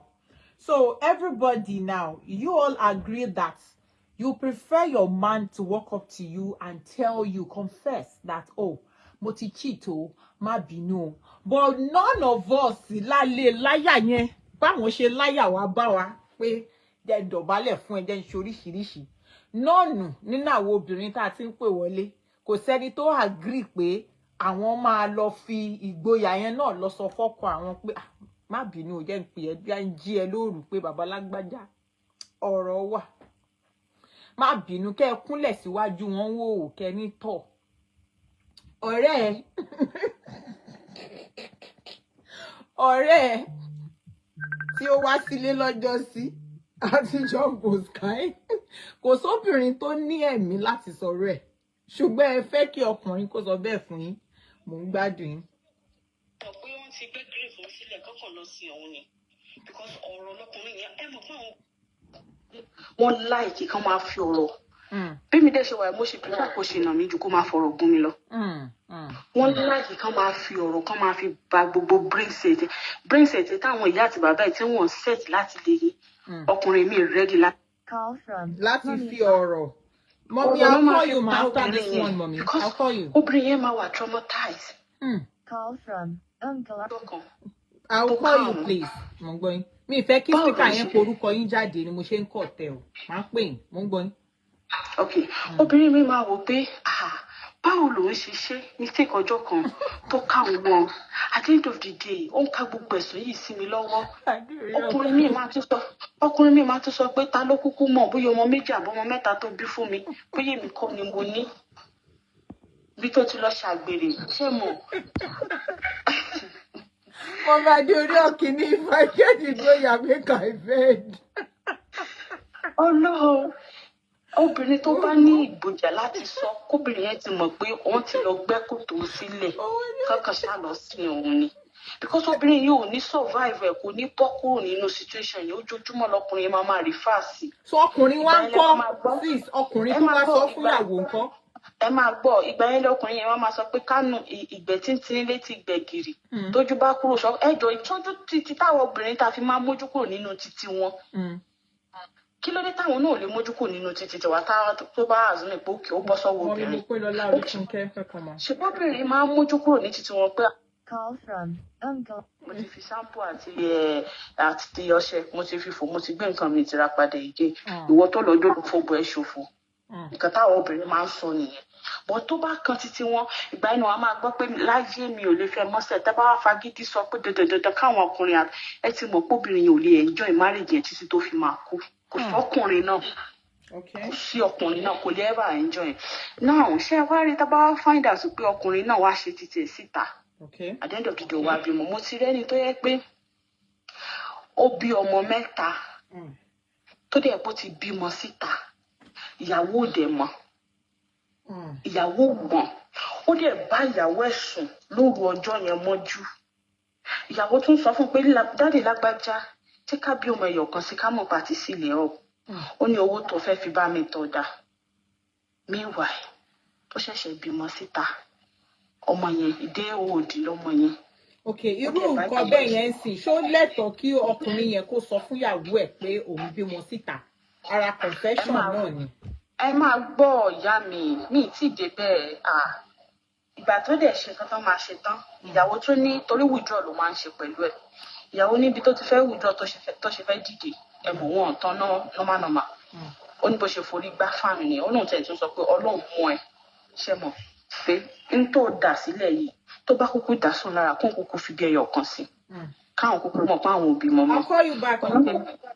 Ó ní ìwọ ló máa bá mi tọ́ ni kìíní kan pé ó tún wáyá ó ní dáàdì lágbájá ṣe é ti bímọ síta ni ó ní ìwọ ló bá mi bí ẹ tún máa gbòògbòjú ó ṣe kìíní yẹn tán ìgbà tó lọ àwọn fámìlì wa wá ìyá lágbájá ti ṣàṣemáṣe síta o ó ti bímọ o ọjọ́ Sunday ní némi o ọkọ dẹ̀ bá sùn lọ́jọ́ Monday ó dẹ̀ lọ bí iṣẹ́ ní around after 10 àárọ̀ àwọn family wa ní around after wọ́n wá ní ìyá lágbájá ìwọ làwọn wá rí ọmọ gidi kú ni ẹ́ alátijọ́ tó ti dénú ilé wa ẹ mọ gbogbo àwọn paparazzi yẹn èmi ṣẹ̀ṣẹ̀ bí second born mi èmi wà ní church ìgbà tí wọ́n á sọ fún wọn wá ní ó ti ṣàṣemọ́ṣe o àwọn ò dẹ̀ mọ nǹkan kan pẹ́ o ṣùgbọ́n báwọn ṣe gbọ́ tán ní ọjọ́ Sunday ní némi àwọn ò lè ṣe káwọn lòbẹ̀ káwọn mọ̀ wá sọ fún wa ìyàwó ní òun kọ́kọ́ bàdí lọlẹ̀ náà pé atẹ́gùn tó kọ́kọ́ fẹ́ sóun pé bóyá atẹ́gùn náà heaven ni àbí atẹ́gùn oven bread ni ó lóun ò mọ bí atẹ́gùn yẹn ṣe fẹ́ àwọn ooru tó wá ń bọ́ ní ara òun ló ń tóbi olóyè kọ́kọ́ gbé òun kọ́kọ́ faint àwọn kọ́kọ́ rush lọ sí hospital náà wọ́n Okay. gba ó lóun gba drip omi 3 kó n tó jí now ìgbà tí ṣe mọ̀ pé Sunday ní nẹ́nì ọkọ ti lọ síbi iṣẹ́ ní ọjọ́ Monday yẹn ọkọ wá padà wálé ní ọjọ́ Wednesday ìgbà tọ́kọ dé ẹjọ́ kí lẹ expect pé ó yẹ kọ́kọ́ ṣe láàrin yẹn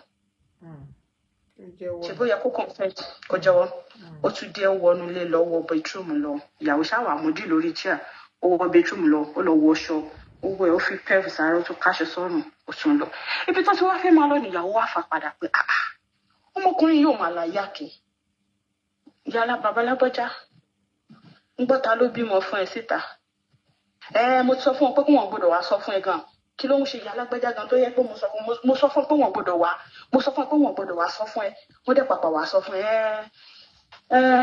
ó ti gbọ́ náà nìyẹn sis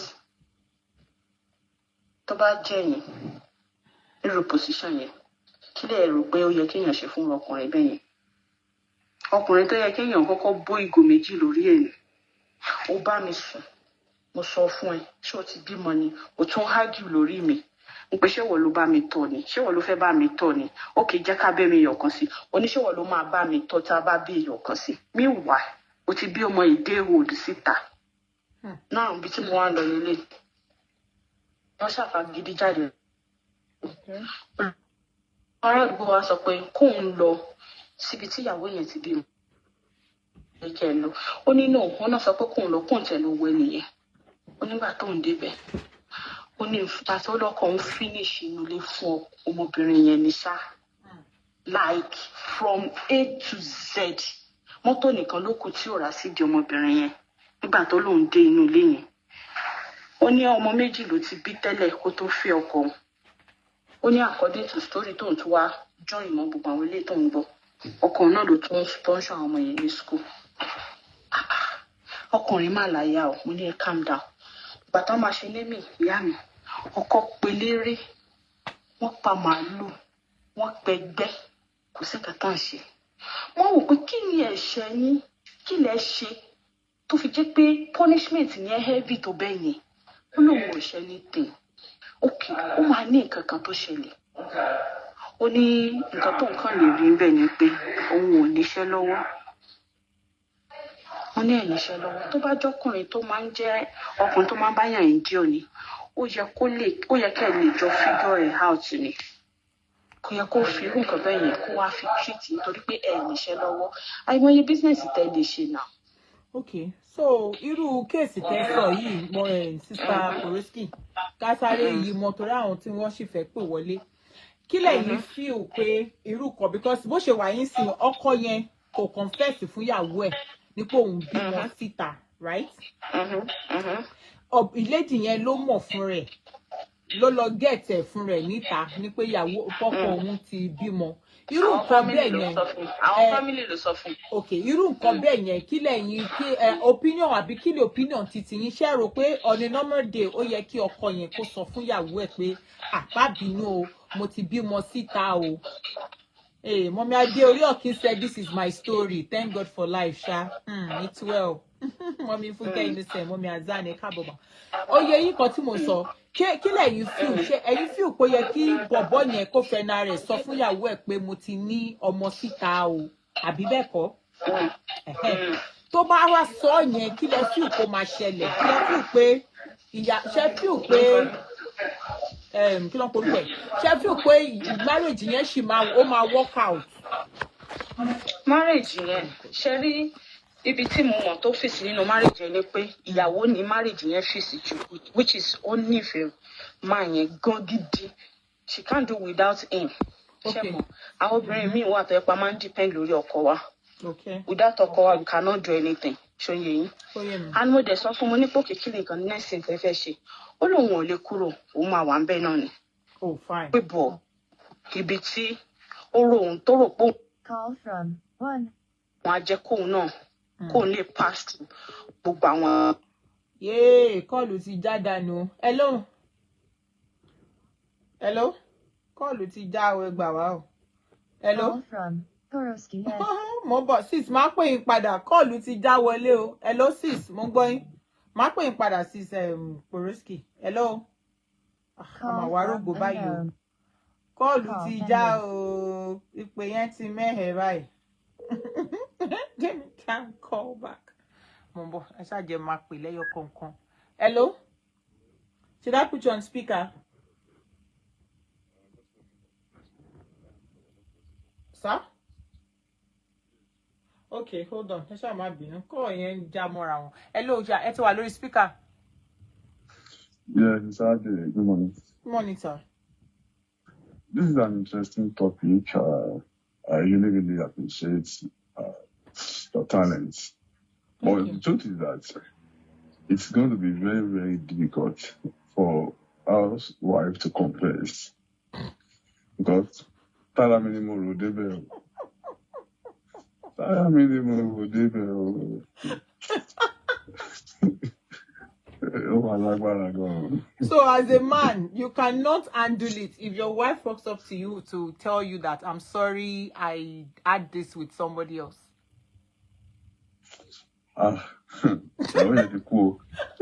Bàbá wo ṣé bàbá ló kú? Ìyàwó. Ìyàwó ti kú. Listen to me. Listen. I used to tell my wife that, see, you can be rude. I will tolerate you. You might not work in. I can still tolerate you. You can be doing all these silly things. I can still tolerate you. But if you cheat on me, that's the end. Bye to Radagata. But I won't call him and shit. Call off with you. Obey them out for you. But I won't mean our jealous Joe. Okay. Bí mo tiẹ̀ sùn àbí bí àwọn tiẹ̀ pẹ̀sùn àbí mo jókòó mo kàn sí bóyá mo lálàá bí mo kàn ìmájẹ pé mo rí àwọn mi kàn máa sáré pé fóònù tí máa tají ni pé wá bí ló wà. Jealousy. Tàbí wàá máa sọ pé ní rí ìlà ìbò ṣẹlẹ̀ ikú gbígbóná ni o kò láforíjì o. Can you imagine? So just sleeping, you will quickly call. Kí wọ́n tún lọ́ fi kàn imagine pé hey my God. Ó gbọ́dọ̀ ṣe fídíò bí tó wá gan. Àti ṣe fídíò gbogbo ló wà. Let me see where you are. Lórí àgbà lásán. Kàtó àmà sọ̀rọ̀. Ẹ máa bí tó yẹ lọ́wọ́ dàbọ̀. All right, thank you, sir. Can you imagine? Ṣé ń gbọ́? But àwọn lè ṣe é. Obìnrin máa dáríjì. Ṣé káwọn kan? Thank you so much for that. We appreciate. Hey, àti wá rògbò báyìí. Àwọn ò lè gbà. Thank God you know you man are the most jealous. They can never take what they dish out. You can imagine. Hello, ma. Ẹ má bínú call yẹn gbára wọn. Hello? No problem. Erama. Yeah, mo gbádùn yín. Ẹ fire on. So, thank you, sir, for telling you the truth too. Okay. So, the question again, please. We're talking about confession, okay? And then we say partners. Is it ideal? Is it good? Is it proper for you to walk up to your man and tell him, confess to him that you've cheated on him, one way or the other? Should a man confess or what do I all together? Yeah, let me start from that. From my own hand, I believe women, we always have this passion. Call from Mommy Budola, I'm gonna call you, ma. Not all women. I'm not gonna say all women, but at least 100%. We have. Mommy, after this call, I'll call you, women. Yeah, 80% of women that are willing to make their marriage work. Okay. That actually, wanted a marriage, a house, a home. That wants their children to have a father under the same roof with them. Okay, because of this, there are some things to drink people bring in marriage.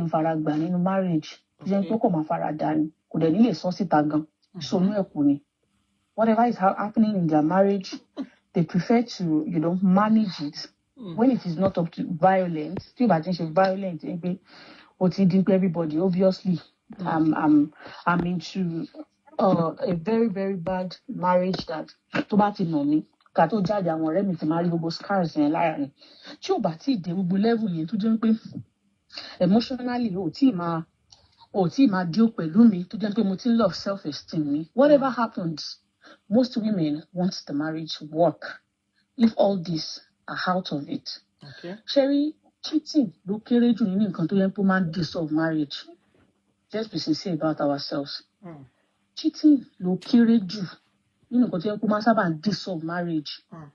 Most marriages end up because of violence and emotional violence, because some men are very good at that. They deal with you emotionally. No, that's emotional domestic kine. That one yeah. Another topic so discuss. Confession. Sexual confession of cheating. I'll call you Mommy Budola after this. Odobo. Owade. Abi moka.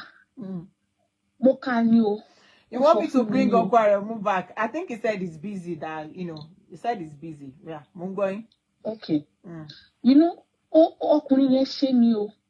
Àbí wá confess to me àbí mo ká ni o. Obìnrin lè manage. Ó ní bóbìnrin ṣe máa lè manage ẹ̀ sí. Ó lè pẹ́ o, ṣùgbọ́n obìnrin ó máa manage. Kódà á manage débi pé àwọn ọmọ ò tún ní gbọ́n pa. Ibi tóbìnrin mi lè tó lè kására dé nìyẹn. All in the name of I want my marriage to work. On the floor. She understand? Yes. Ó máa manage ẹ̀ débẹ̀ débi pé obìnrin yẹn ò ní, ọkùnrin yẹn ó lè pẹ́ bọ̀ ọkùnrin yẹn ó máa padà accept ọkùnrin yẹn. Ẹ you understand? That is tọkùnrin bá confess, right? Tọkùnrin bá confess, even kó ka gan, lẹ́yìn ẹnu la máa fi sọ, ìdí la máa fi jókòó ní ọ̀rọ̀ obìnrin. Bẹ́ẹ̀ ni, ẹnu la máa fi sọ, ìdí la máa fi jókòó ní lọ́dọ̀ àwọn obìnrin. Ó lè pẹ́ bọ̀ ó máa ṣàgbà, ó máa padà gbá àsìkádàrà náà ni kò sí nǹkan tó fẹ́ ṣe sí. Ṣùgbọ́n kí ó wá ṣe mistake lọ́wọ́ tèmi. Hello.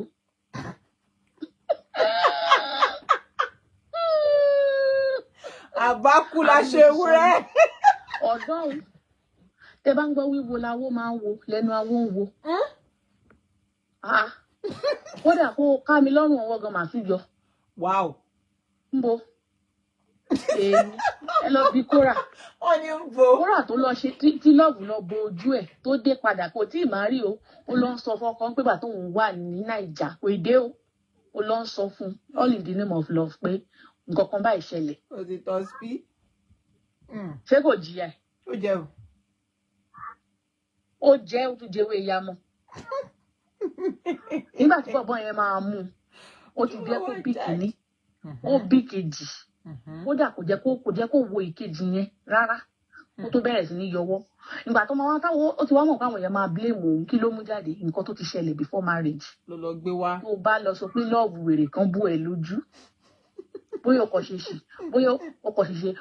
ṣe ṣe lost in feelings òfìyàn kan ló bá fẹ́ kí ẹnìwọ́n náà bá fẹ́ kí ẹ padà ló bá lọ sí because the Bible say tiẹ̀ ti ta nu tọkùnrin yẹn bá forgive I swear tí ọkùnrin yẹn bá forgive ẹ bóyá ó ní nǹkan kan bóyá wọ̀ gangan in fact kó jẹ́ breadwinner gan ọkùnrin don't let it go even if you are the breadwinner even kò jẹ́ pé wọ́n ní ìṣòro life ẹ̀ bó ṣe máa lé life ẹ̀ immediately tó bá ti notice kìíní yẹn ó jẹ́ pé wọ́n nà fún ni bó ṣe máa tètè mú life ẹ̀ ló máa lé òní never settle for that.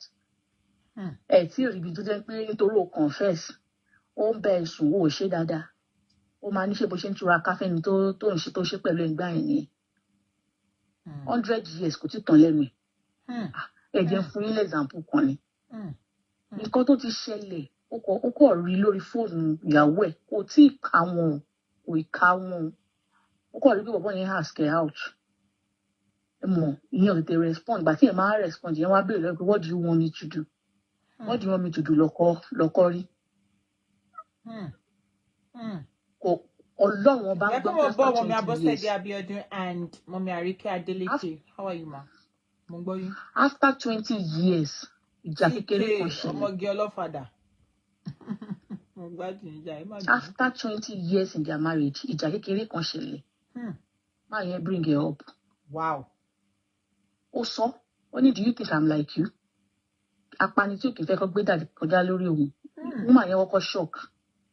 Ó wọ̀ pé did you meet me in the act? Did you cut me red-handed? Did you ṣe kíní kan? Kò tiẹ̀ wá gbọ́ mọ́. Ṣé gbàgbé? kó jẹ́ pé ẹni Ọlọ́run ni jẹ́ tẹ́sù yẹn bá gbé wọ̀ tó wò pé ìwọ bóyá ọkùnrin kan tiẹ̀ ti fọwọ́ gbé ẹ nídìí jogan tiẹ̀ ti bá ẹ nìyẹn men don't let it go so kó wá jẹ́ wú èmi o hello babe ṣé ìgbọ́n mi sá ṣé kó jẹ́ pé inú balùwẹ̀ kan láti lókọ̀ kí sí mi gbọ̀ngbọ̀n wàhálà ibẹ̀ ló mọ lẹ́yìn tọ́ílẹ̀tì tó rí mi ẹ̀yin mọ́tò ṣèkẹrin wa. ẹ̀yà tí sábà fẹ́ẹ́ lẹ́yìn mọ́tò tó rí mi tí mo yọ̀ dí. báwo bá yẹ kán ṣe ìpè fún bọ̀bọ̀ yẹn tó ń fúnra rẹ̀ wá nọ́mbà kan tó pè tó ń ṣe pé olórí kódà kó pè gan nídìí náà olórí bú ni ọ́ ni náà sì èrè gba ó lé mi àti ẹ̀ mọ́ra nígbò la pàdé I swear don't do it. kò sọkùnrin mò ń sọ kò sí pásítọ̀ ok kò sáfà ó dà kò sáláwo tó lè gbàrú ẹ̀ pẹ̀lú obìnrin wọn ọkùnrin ara wọn gbóná. so kò tá à ń sọ ń sìn sis ni pé so are you telling pé tá a bá kó ọkùnrin mẹ́wàá sílẹ̀ tíyàwó wọn bá confess pé mo ti bùsùkà yín ta o are you saying pé kò sí kankan nu wọn tó máa sọ pé ó dà mo dáríjì ẹ̀ kó dẹ̀ gbójú kúrò. wọ́n máa let go ó lè wà nínú wọn ẹgbàgbẹ́ ó máa wà ẹjẹ́ aṣọ tó tọ́ níwájú Ọlọ́run àti ó máa wà ṣùgbọ́n kóbìnrin yẹn ẹni tèmi ń sọ yìí ṣe fẹ́ gbọ́ ẹni tèmi ń sọ yìí mo ní 20 years later lẹ́yìn pé mo sọ fún yín pé àwọn ọmọ ti pé 20 years plus nílẹ̀ ìjà pọ̀ ṣẹlẹ̀ ó lọ gbé nǹkan tó ti ṣẹlẹ̀ ní 20 years ago nígbà tẹ ẹ̀ṣẹ̀ ń dé tí náà nígbà tẹ ẹ̀ṣẹ̀ máa rí lẹ́yìn pé normal àwọn pàṣẹ́rò náà ṣe máa wà lẹ́gbẹ̀ẹ́ ṣé you get àwọn pàṣẹ́rò tí ò tí mọ̀ pé ò tí máa rí they go still dey even some of them go know say you don marry o but that pé wọ́n ti go down pẹ̀lú ẹ̀yẹn wọ́n máa ká wọn lára that 20 years ago you come bring am to present wey be say pikin your children don grow they don pass 20 years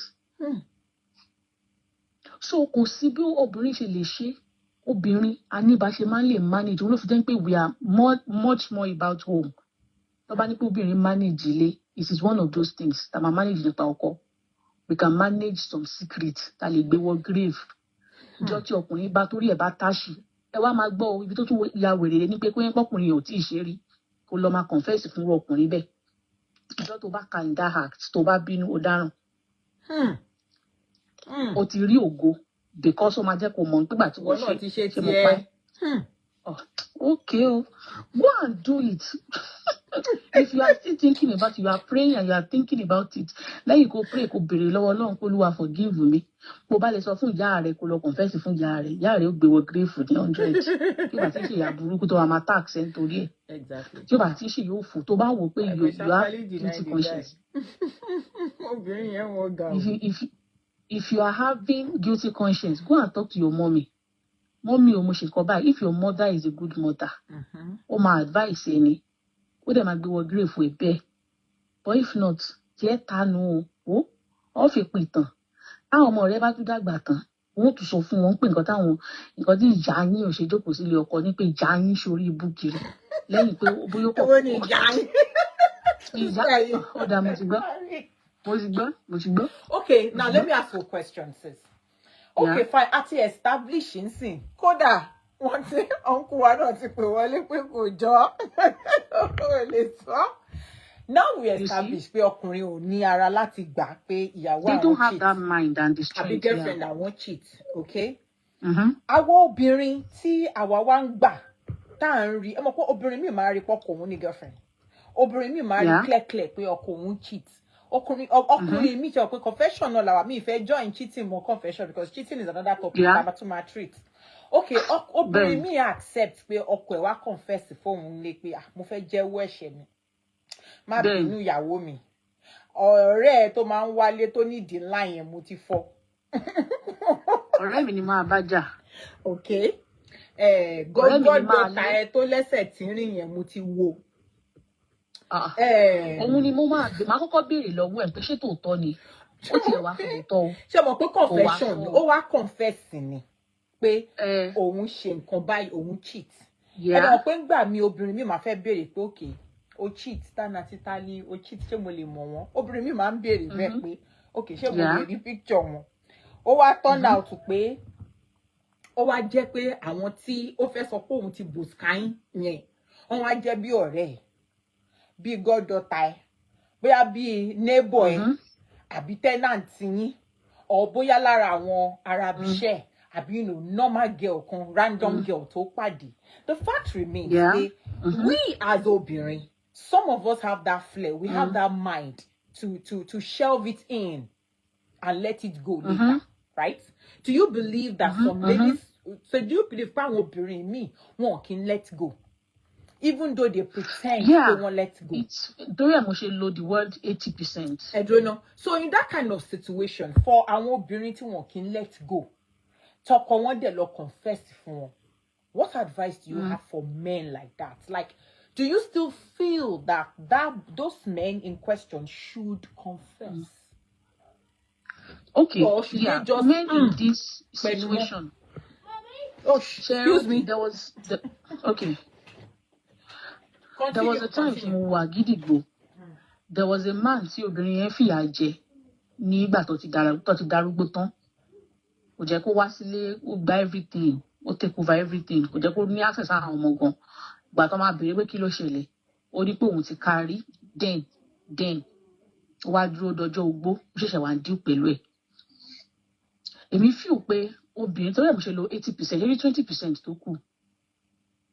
Most of the time, irú èmi báyìí máa ń béèrè pé Sunday mo làwọn ọmọ máa jẹ́, ṣe understand?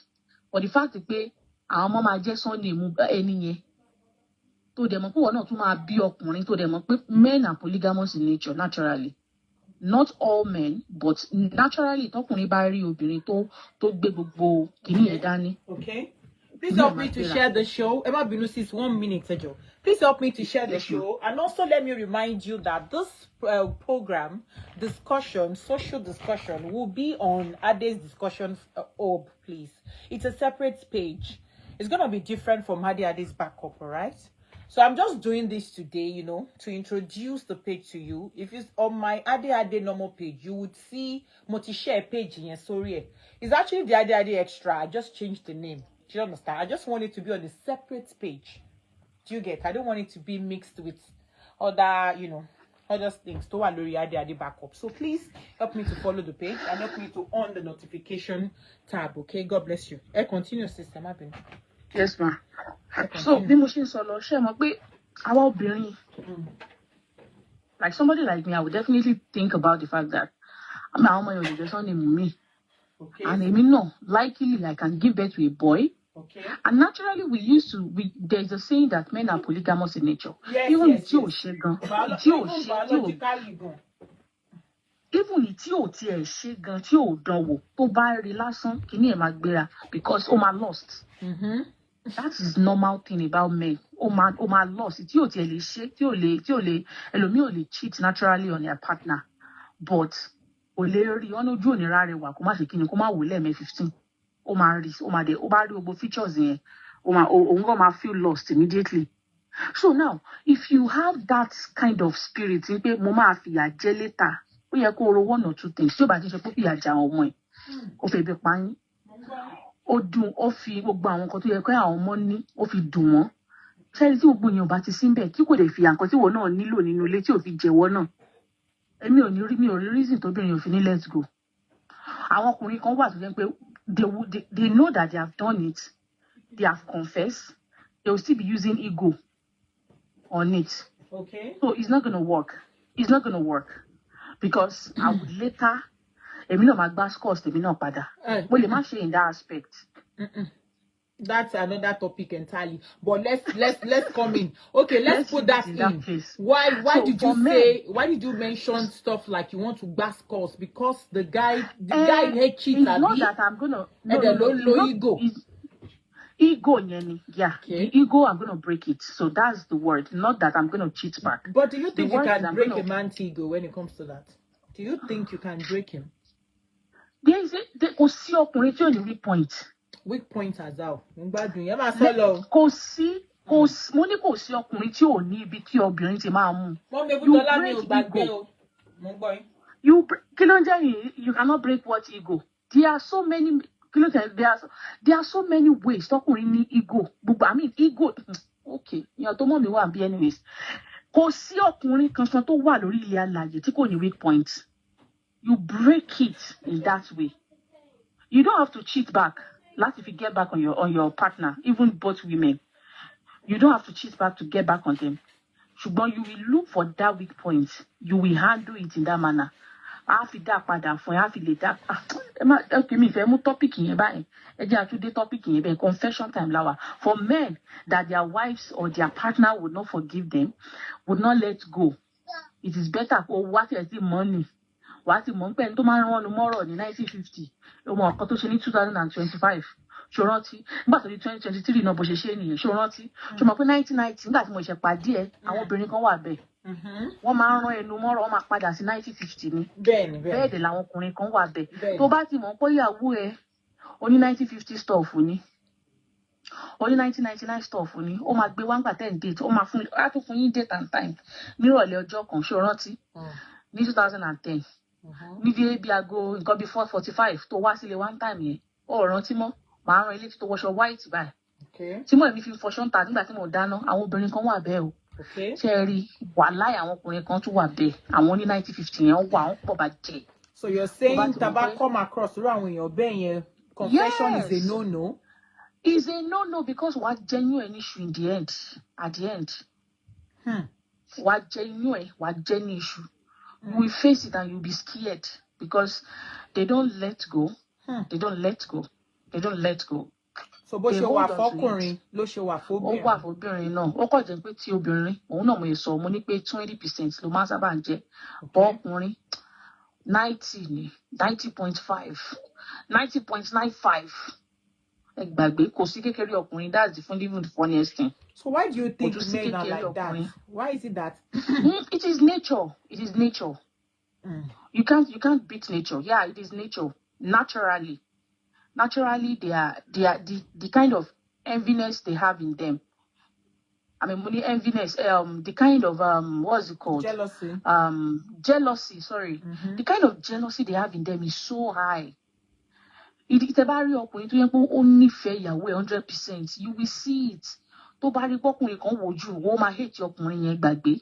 Ọkùnrin ò tí ì ṣẹ́ o, ó kọ̀ wojú. A ní bolo tí mo wọ̀ bọ́ yẹn. Ìfẹ́ burúkú nìyẹn. Bolo tó máa ṣàlàyé. Ìfẹ́ gbóná nìyẹn. No, it's not. Kò ń ṣe gbígbóná. Ìfẹ́ gbóná nìyẹn. Kò jealousy. Ọkùnrin ní that act of jealousy tó yẹ pé wọ́n lè keep ẹ̀. Wọ́n lè keep ẹ̀ o. Èèyàn kan tèmi tí mo lọ fẹ́nu. Ilé ẹ̀ ti ẹ̀ confess kan. Mo lọ ṣe wèrè kánjọ́ kan. Mo ní sórí, mo ní bóyá bá ṣe wọ bẹ̀rẹ̀ báyìí mo ṣe lẹ́nu ẹ̀ mú kọ̀ pò ṣe ní oníkìlú ṣẹlẹ̀. Mo ní bọ̀dá yàdé máa sọ fún mi ní pé you are so beautiful. Ìjọ ẹ̀ mo ti tẹ́. Wàhálà ẹ̀gbọ́n yẹn ò kí rí kó dáhùn rẹ̀, ó máa fi mú dáhùn máa kọjá ni. Mo wá sọ fún dẹ̀ mo ní àmì sọ pé bóyá ó sàn kankan jù bẹ́ẹ̀ yẹn lọ. Mo ní ó pọ̀ yẹ pé mo wá fi irritated nígbà mi tó máa sọ fún mi pé you are so beautiful. I like your hair. I like your kinní kan. Mo ní so ó máa kò kí n fẹ́ sí tu ẹ̀ lára mi gbà mí ṣe understand. Because sometimes you just compliment people and move on, right? But this kind of compliment is not what I actually like. When you compliment me, you move on. Not that you now stand, you now call sapo. You see me, I'm a married woman. And this kind of environment, you understand? You understand? Tó bá ti jẹ́ pé ibi tó yẹn pé gbogbo wọn rí everybody ríra wọn. Kọ́ tó máa ní pé etiquette. Ó yé mi. Mo kọ̀ ṣe ìyẹn lọ́jọ́ yẹn ni. Ìyẹn wá bọ́ sí time tí yẹn pé wọ́n gbọ́. Kí ló ṣẹlẹ̀? Mo ní mi like bọ́dà yẹn ṣe máa ń compliment mi dà ní pé wọ́n á kọ̀ dé ma. Ẹ̀mẹ́wàá lágbájá. I like your hair today. Look at the way you are looking. Kìrì kọ̀kìnì kan. Ó dẹ̀ kó sọ́tàn kó máa lọ ni. Ẹ gbàgbé. Lẹ́yìn ọjọ́ yẹn, tá a bá jọ rìn sásìkò, tí ẹ bá nawọ́ báyìí, ó máa gbé fóònù sí tì ní. Ẹ máa wò pójú pé mo kàn sọ pé you look beautiful yẹn lọ o. Okay, all right. Wàláì èmi mo ṣẹ̀ṣẹ̀ calm gbogbo situation yẹn. So that's how much men can, and the act of bó ṣe lè handle nǹkan náà ó rí ẹ̀kẹ́ rọ́kùnrin tó lè handle situation that very much. Okay. That's another thing. All right. Thank you so much. So in other words, to summarize the whole thing, you have the opinion that atọkùnrin àtobìnrin, the partner wọn nìkan check. Tó bá jẹ́ pé àwọn tó máa ń rán ẹnu mẹ́nu and all that, it is advisable that both parties should not confess. o máa mọ bí confession tó fẹ́ give ni o kí tiẹ̀ má bàa ta. Okay. Now, Bẹ́ẹ̀ one pé táwọn thing ọmọ ẹ tí bá mo ti ń béèrè dàgbà lọ́wọ́ tán. everybody ni pé ọkùnrin tó bá fún ara ẹ̀ lọ confess fún ìyàwó ẹ̀, what do you think ó ṣẹlẹ̀? Do you think it's guilty conscience or pé bóyá ó ti há, ó ti bọ́ àbí wà lọ́wọ́ ló ti há? Kò wá ní other way round ju pé kó jẹ́wọ́ ara ẹ̀. Or bóyá kò wò pé guilty conscience kò dẹ̀ ní padà síbẹ̀ mọ́. Kí lẹ feel? Ọ̀nà méjì ni confession yẹn bá dé. Tọkùnrin bá padà walk up to you and confess, ó ti ní number one, ìdílé kò dẹ̀ pé ó há in the sense that pé maybe the lady ó ti wá de gbogbo ẹja sí lọ́rùn. Ṣé mo pa àwọn obìnrin, èmi náà I have some friends, male friends, ó jẹ́ pé tó bá ti di stage pé obìnrin yẹn ò fẹ́ lọ mọ́. They actually love their woman no. Bójú kòkòrò tó tì wọ́n lọ yẹn tó fi ní problem tó jẹ́ pé àwọn obìnrin kan máa di marry òní ò lè lọ tó dẹ̀ ti rí pé kinní yẹn ó ti ń wọlé bọ̀ problem yẹn ti ń wọlé bọ̀ ó ti ń di problem jẹ́ pé the woman you cannot just face her with that kind of a thing pé obìnrin yìí ó fẹ́ ṣe nǹkan báyìí fún mi àbó ti ṣe nǹkan báyìí fún mi obìnrin mi gan kò tẹ̀ ń ṣe oyún gan but ó hà yẹn zida kò jẹ́ pé woman yẹn lady yẹn ó ti dé gbogbo ẹja sí lọ́rùn 100% tó dẹ̀ ti ń affect ẹ̀. That ó máa ń ti ọkùnrin lọ bá ìyàwó ẹ̀ pé wá mo ti ṣàṣemáṣe kan ó dẹ̀ ti bù mí lọ́wọ́ kì í ṣe pé ó tẹ̀ka fẹ́ yọwọ́ o ètò òṣè yẹn ló bù lọ́wọ́ o irú nǹkan bẹ́ẹ̀ yẹn kì í ṣe pé ó tẹ̀ka fẹ́ yọwọ́ o ó sì ń padà lọ o. So that's what do you call that one confession? The other reason tó wá fi mọ́kùnrin confess ìzílà kò jẹ́ pé woman yẹn ọwọ́ ẹ̀ lọ sókè ju ọkùnrin yẹn lọ. Tó dẹ̀ ti notice pé ó dà pé woman yìí àwọn kankan wà tó jẹ́ pé kò dàbí mọ́ nínú ilé ẹ mọ̀ ara máa ń fún yàn gbà mí tí ó dẹ̀ ní pé mo mọ̀ ṣe ti understand maybe some things are going wrong and you felt like ó má yẹ pé woman yìí ti mọ̀ you want to walk up and open up kí ẹ̀ dára sọ pé rárá kò rí bẹ́ẹ̀ business ló padà rí báyìí business ló ṣe báyìí mi lè fẹ́ disturb ẹ̀gàn lèmi ò ṣe sọ fún ẹ ṣẹ̀mọ̀ pé ó ti tira ẹ̀ nìyẹn ok tóbìnrin bá fẹ́ take care of kó wá bínú lé lórí irú ọkùnrin bẹ́ẹ̀ yẹn wọ́n máa apologize to the call but me I will still say something some men medical reason nìkan ni ò kì í jẹ́ kán padà síbẹ̀ medical reason nìkan ọkùnrin tó bá ti ṣe rí kò lè stop kò ń ṣe pé bóyá kinní o kò ní stop until tó bá ti kan jogo ó ti gbé jogo wálé wá bá obìnrin yẹn. So confession doesn't mean that I'm done except probably there's a problem from men. But from women their confession actually means they want to stop. Accepted. That's it. Okay. If any woman confesses their problem or their secret things, just take it as they are ready to let go. Okay. That's women for you. Cooking last. Obìnrin ò last bí ọkùnrin. Ben. Okay. Thank you so much, sis. Thank you so very much. Thank you for your contribution. I appreciate you. Okay.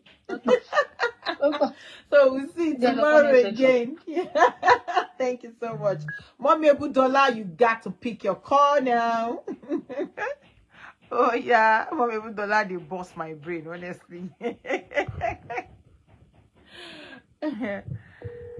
Welcome aboard, Queen Temi, on Ade's Discussion Hub page. Hello, ma. I'm so sorry, ma. No problem. Yes. All right, so fill me in, ma. Yes, ma'am. Topic ó dùn mọ́ mi bàjẹ́. First thing first, wọ́n ní owú jíjẹ bó ti wà fọkùnrin bẹ́ẹ̀ ló wà fọbìnrin. Yes, ma'am. Bọ́lọ̀ ń ṣe dá wa nìyẹn. Ní tèmi o, tí mo bá cheat ọkùnrin, mi ò lè sọ fún tí ò bá ká mi mú ló ọwọ́ báyìí. Lọ máa sunkún sọ́lọ̀ lọ́rùn kó dárí jù. Lè pé kí n sọ fọ́kùnrin, ó dayé àtúnwá. Okay. And at the same time, I don't want ọkùnrin sọ fún mi. Torí bẹ́ẹ̀ ṣeré mi ò ní jealous ara mi dẹ̀ gbóná. Okay. Ara mi gbóná. Mo rántí ìgbà tí mo kéré tọkùnrin bá fọkàn mi lápá ọyàn mi ló fọkàn pé mi Wow. Bí ọ̀rẹ́ mi kan látọ̀ apá lọ́yàn ti bẹ̀rẹ̀. So I don't joke with pé ọkùnrin kò kàn fọ́kàn mi àbí bá mi ṣe mo máa ń mọ̀ wọn ara mi. So at the same time tí n bá ń fẹ́ ọkùnrin tó bá ti ń súnmọ́ obìnrin jù àbójú ẹ̀ ti wà lára obìnrin jù ara mi gbóná. Okay. Torí mo máa ń ronú máa ń jealous ju ọpọlọ mi gan lọ. Máa ti ń calculate máa ti rọ́kùnrin àtobìnrin mo máa ní spirit kan máa ti sọ fún mi bọ́n ṣe jẹ́. So èmi máa ń bínú lódì. Okay. Ṣe so èmi ò fẹ́ kọ́kùnrin wá sọ fún mi. Torí náà bó tiẹ̀ sọ fún mi spirit ni máa sọ fún mi pé nǹkan báyìí ló ń ṣe. Ẹ ń fẹ́ra yín. So tó bá dẹ̀ tuntun wá ṣe ju ìjà máa dé torí mi ò mọ double dating pé kí n fẹ́ lè kí n tún mélé mọ́ ọkùnrin máa ń rìn mí láyà àfẹntí bá like. So mo máa mọ̀ wọn ara mi bẹ́ẹ̀ tó bá ti ṣe kọjá tí mo ti rí ẹ báyìí ó ti parí nìyẹn relationship yẹn parí nìyẹn pé mí nìyẹn mi ń padà lọ́bẹ̀ mọ́ not to talk of pé máa sọ fún mi pé o ṣe mistake bóyá àjọ fẹ́ra mo ti bímọ fún o ṣe mistake kúkú lọ bẹ́ẹ̀ tó ṣe mistake kémi náà dúró láyé mi ṣé you understand èmi nìyẹn o bí wẹ̀ mi ṣe rí nìyẹn mi ní purọ́ mo rántí time kan because àtìgbà tẹ́mi kéré more than elderly people they will come to me for come and seek advice on marital something then bóyá bẹ́ẹ̀ ni èmi ti ní gbogbo wà yẹn mo ní ọ̀rẹ́ kan ó ń ṣiṣẹ́ ní ministry federal ministry so àjọ máa ń lọ sí church ó wá confide in mi pé ọkọ mi ò níṣẹ́ pé ó dẹ̀ ti bímọ 3 wọ́n tún wá ní ìkan nínú àwọn ọmọ yẹn first daughter ó ní polio lẹ́pọ̀n náwó lé lórí ọkọ ò dẹ̀ lówó lọ́wọ́ ìtọ́ ń gbélé bàbá wọn ó ń gbélé bàbá ẹ̀ just òun dẹ̀ jọmọ olówó so ó bá sọ fún mi jọkùnrin àǹtí mo fẹ́ sọ nǹkan mo fẹ́ jẹ́wọ́ ẹ̀ṣẹ̀ mi lẹ́ṣẹ̀ kí n máa ń ṣe mọ̀ pé ọkùnrin nǹkan pọ̀ lọ́wọ́ ẹ̀ kò síṣẹ́ kò sí nǹkan kan ìṣẹ̀lẹ̀ tó wọ́n pàdé máa nǹkan aláàjì ni ní friday làwọn máa jọ ń jáde lọ ló máa fún un lówó táwọn máa fi jẹun lé ló fi níbi tẹ́mọ̀ nǹkan tó fà á sí. mo ló dẹ̀ máa kí òun mọ́lẹ̀. no friday wọ́n máa jáde lọ wọ́n máa jọ ní fọ́ọ̀n. kíní yẹn wá ti mú lẹ́mi wá ń sọ fún mi máa ń ní kò dẹ̀ dà o mo ní ẹ̀ṣẹ̀ ni pé èmi ò láìkẹ̀ nítorí èmi bá ti ń béèyàn kan ṣe ni máa dojú kọ tó bá dẹ̀ ti fọkọ̀ máa lọ ìdúró mi even ẹni tí mo bímọ fún gan gbàlódé pé màmá gbáyé mi lọ mi ìfẹ́ kéèyàn kan kó fi tiẹ̀ affect mental health mi. So gbà tó wá sọ mo wá preach fún wa nínú pé kò dà pé ẹ̀ṣẹ̀ ni lọ́dọ̀ Ọlọ́run pé ó deceit for me pé kó gbàgbé máa yẹn pé nǹkan máa dà fọ́pọ̀ ẹ̀. That's another topic. Why do we cheat? Okay. Yes. So ó dẹ̀ gbọ́ sí mi lẹ́nu bí mo ṣe sọ fún torí kìíní yẹn jẹ́ burden fún. So bó dẹ̀ ṣe bẹ́ẹ̀ yẹn ọmọ olówó ni wàá sọ fún bàbá ó lọ sunkún bá bàbá pé pé jọ́wọ́n lè bá wọn wáṣẹ fọkọ òun Ọlọ́run dẹ̀ gbọ́ wọn ríṣẹ́ tó dáa fún ọkọ náà ó wá ń rówó gan ó ń rí owó gidi and lady ló bá tún lè bàbá ẹ̀ ṣe o tó ti bímọ fún tó ti ní gbogbo ẹ̀hún ṣé ẹ mọ̀ pé ọ̀rẹ́ ẹ̀ tó mú wá láti ibi iṣẹ́ kúkú wá sí church yẹn ń wọ́kọ̀ lọ́kọ́ bá tún gbà ọ̀rẹ́ ẹ̀ wo orúkọ bẹ́ẹ̀. ọkọ bá tún bò skype ọ̀rẹ́ ẹ̀. ó fẹ́ délé ó bímọ fún. bí wàhálà ṣe bẹ̀rẹ̀ nìyẹn. ọmọ Ọláníyan Juliet welcome on board ma. ló bá padà wá sọ fún mi pé sista ṣe rí nǹkan tó ṣe ń báyìí ṣe rí nǹkan tó ṣe ń báyìí báyìí kí ni kó gbàgbé kó filẹ̀ kó kọjú mọ́ iṣẹ́ tiẹ̀ mo dẹ̀ máa bẹ lọ́hùn fáwọn ọmọ ẹ̀ pé sórí tí ọkọ ọyàn gangan yìí ṣiṣẹ́ tó bá ti níṣẹ́ lọ́wọ́ tó ní nǹkan tó fi ń jẹun ọkùnrin pa wọ́n tì sẹ́gbẹ̀ẹ́ so ó ṣàfẹ́ nídìí gẹ́gẹ́ kò toró ti fẹ́ràn ìjọ àṣà máa rò á máa bá mi lẹ́nu wa pé ó dàbọ̀ máa padà sọ́jà lájí yẹn àmọ́ nínú mo ní máa padà ó ní sísẹ ẹ̀bùn nǹkan tó ń fèsì kò fi owó mọ òun tó pé ní òjò lòun lọ wáṣẹ́ fún lòun lọ bá àwọn relative àwọn tó ń wáṣẹ́ fún iṣẹ́ yẹn wá ń gbé ń sìn kò rántí òun lọ fẹ́ lòun ṣé mo pé obìnrin míì tí ò bá ní good ẹni tó máa advice ẹ̀ dáadáa ló máa ṣògùn pé kó pa máa yẹn. So gbogbo nǹkan tọkùnrin máa ń ṣe nìyẹn for me o tí irú nǹkan bẹ́ẹ̀ bá ṣẹlẹ̀ máa pàtì tí n bá dẹ̀ fẹ́ ẹlòmíì tó bá mú mi déédéé tí ò bá ti mú mi tá a máa fi wọlé Ọlọ́run kò sí nǹkan tó jọ pé máa confess fún. ok ẹ jẹ́ n béèrè question kan lọ́wọ́ yín mà. Yes. ẹni dẹ́kan ẹni pé tí ẹ bá ká ọkọ yín àbí wọ́n sọ fún yín pé àwọn dates àbáwọn cheat ẹni automatically ẹni relationship yẹn ti over, right? Let's go in our separate ways. Okay. Now ẹ wá tún sọ sí ẹni tẹ́yìn bá ṣe ẹ̀yin náà ò lè sọ fún wọn. Mi ì lè sọ. ṣùgbọ́n ẹ ṣì máa continue marriage yẹn pẹ̀lú wọn. Ó rí àkórí mi kì í ṣe torí mi mọ double dating mi lè múyàn méjì pọ̀ ó máa mú mi. Kò yé yín. Ó yé mi.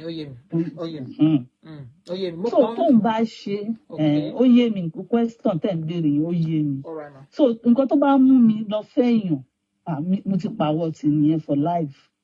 I don't have time for you anymore. Torí mi mọ double dating ṣe wọ́n máa mú mi mo careless. Mo dẹ̀ máa ń fẹ́ràn èèyàn ju normal lọ. Kò yé yín. Bó ṣọ̀rẹ́ náà tajóbìnrin síra wa máa fi inú hàn máa fà á mọ́ra pọ̀ ọ̀rẹ́ mi rè. Tó bá dẹ̀ ti ṣẹ̀ mí báyìí pé ó ṣe nǹkan burúkú dúró láyé yẹ kémi náà dúró ìwà tèmi lèmi sọ yẹn. Kò yé yín. Ara mi gbóná mo mọ̀ para mi gbóná. So ọkùnrin bá ti ká ẹ mú àbí mo tiẹ̀ wá lálàlà pé òun fẹ́ èèyàn kan. Ẹ̀yin náà ti dàbí ọkú àtọ́jọ́. Àwọn kọ̀ lálàpẹ́. Ìgbà tó ń sọ tí wọ́n lè mí náà bá bú sẹ́rìn ní mo fẹ́ tọ́ ara. Mo ní ọkùnrin yóò dàbí ẹni pé ara mi gbóná mọ̀ para mi gbóná. Ara mi gbóná mo dẹ̀ máa ń ronú ìjú nọ́mà lọ. Tí n bá rí obìnrin tó fọkọ mi mọ́ra pé wọ́n hug kan mo ti read meaning sí. Ẹ máa wọlé a máa ṣe tọ́pìkì lórí ìgbónára. Bẹ́ẹ̀ni ṣé rí èmi ò hug ọkùnrin I greet you from far ẹ rọra sà ó dàbò bẹ́ẹ̀ pé kọkùnrin wa lóun fẹ́ fún àmì mọ́ra tọ́yàn mi máa fún ẹ mi ìfẹ́ I don't like it mi ìdẹ fẹ́ kọ́kọ́ mi náà ṣe bẹ́ẹ̀ sẹ́yìn so tó bá ti ń ṣe bẹ́ẹ̀ tó bá ti ń fọyàn obìnrin fọyàn gún ẹ mo ti read meaning sí ṣé mo sọ fún yín pé àtàpá lọ́yàn ti bẹ̀rẹ̀. Bẹ́ẹ̀ni. So agbónára jura wa lọ kọ́nà kó ṣàánú wa ni kò yí bẹ́ẹ̀ pé kí n máa fẹ́ ọkọ mi lọ́wọ́ kí n tún wá máa mẹ́lò mi mọ́ mi ì mọ̀ ṣe torí gbogbo àwọn tó bá wà round ni wọ́n máa mọ̀ pé mò ń fẹ́ nìyẹn mi ì máa rá pamọ́ àbí báwo náà ṣe ń sọ èmi ò máa rá pamọ́ so ojú kan làdá mi máa ní bẹ́ẹ̀ tó bá ti wá sọ pọ̀ dẹ̀ ni mí pé ẹ kò gbọ́n kinní kan àti ẹ̀ǹdì ni ó ti parí bẹ́ẹ̀ ni wàkágò mẹ́ka wàkágò bẹ́ẹ̀ pé kó wá lọ cheat ó fẹ́yàn ó wá rojọ́ fún mi lè ṣe náà. So ó bẹ́tà kọ́ kúkú má sọ tẹ́ bá dẹ̀ ti ká wọn. Ó máa sọ ohun téèyàn rí kò ń ríyàn lára kò yé yín nǹkan téèyàn rí kò ń rí lára bẹ́ẹ̀ pé kó wá máa ṣe kó tó wá máa fi hàn mí irọ́ o mi ì fẹ́ ṣe mọ̀ pé lòmíì ó ní bá a ṣe lè gbé nǹkan mọ́ra sí ẹlòmíì ó lè accept ẹ̀ kó di wèrè. Exactly. No, ṣé tó bá confess ló máa jẹ́ ìdíwèrè àbí tó bá rí fún rẹ̀. Bẹ́ẹ̀ni tó bá rí àbí wọ́n lọ sọ fún pé mo ṣe nǹkan báyìí mo ti rẹ́ni tó ya wèrè bẹ́ẹ̀rì.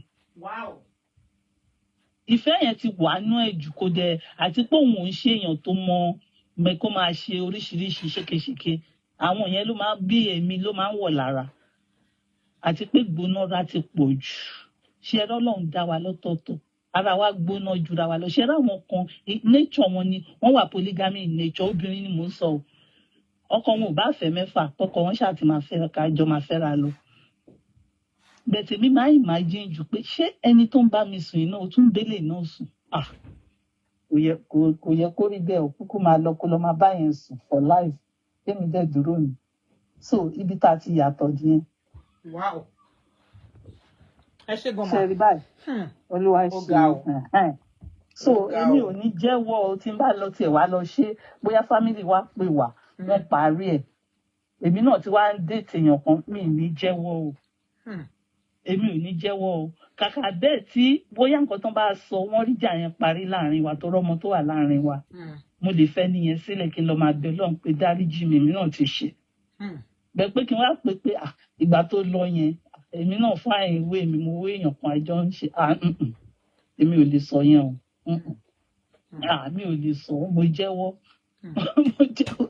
Mọ́mí Adéorí Ọ̀kíní question fún yín mà wọ́n ní kí n béèrè lọ́wọ́ yín pé tó bá jẹ́ pé wọ́n ká àwọn red handed ńkọ́ bẹ́ẹ̀ ni wọ́n ní kí n béèrè question lọ́wọ́ yín wọ́n ní tó bá jẹ́ pé wọ́n ká ọkọ yín red handed níbi tó ti ń ṣìbala ṣìbo ló ńkọ́. yéè àwọn òpin ti dé nìyẹn àṣemọ èmi ò bá ṣe mọ tó bá bẹ̀ yín tó kó gbogbo family wá bẹ̀ yín ńkọ́. tí n bá gbà sísà mi ẹ mọ̀ pé ìgbẹ́ díẹ̀ létí kinní kan tójú bá kúrò ọkùnrin lè kúrò mi. bẹ́ẹ̀ni mà bẹ́ẹ̀ni. so ibi tí problem èmi problem tèmi lèmi sọ yẹn o ọkàn mi kò máa strike ẹ lójijì ó máa lọ́bẹ̀ ṣáni pé ẹ̀wọ̀n tí mo like báyìí torí tèmi bá ń bọ́kùnrin ṣe gbogbo ọkàn mi nǹkan tí mo ní ni màá fi bá ṣe kò yé yín so bóyá yẹn ló wá ń jẹ́ kó máa dùn èmi ló fi máa ń dùn mí dọ́kàn I don't know bẹ́ẹ̀ mo mọ̀ pé mo ní ìgbónára tó ti bá gbà fún tábà ìjọ wà ń lé máa rorò kúrò ní ó lè má ṣe nǹkan kan màá ló ti ṣe. torí pé ó ti sọ fún yín àbẹ ti rí àbí. mo ti rí àbó ti sọ fún mi. so advice wo lẹ ní fáwọn ọkùnrin pé ṣé kàn ṣì go ahead kàn confess whether ìyàwó wọn ká wọn àbí kò ká wọn àbí kàn dákẹ́. nǹkan tèmi rí nínú ẹ̀ ni wípé tó bá máa jóṣoko kò jóṣoko bá máa jọ ṣàkà kò jọ ṣàkà ó ṣàkà ń ṣókò yọ mí èèyàn tó bá ti fẹ́ kí ló wà ń di obìnrin míì tó wà ń tà tí ò sí nídìí ìyàwó ẹ̀. mo gbá yín. mo ní kí ló wà ń di obìnrin tó tún fẹ́ lọ kó wàhálà sí rẹ̀ lọ́wọ́ tí ò sí nídìí ìyàwó ẹ̀. wọ́n ní pé ó yàtọ̀tọ̀ pé kò ń ṣe kankan náà.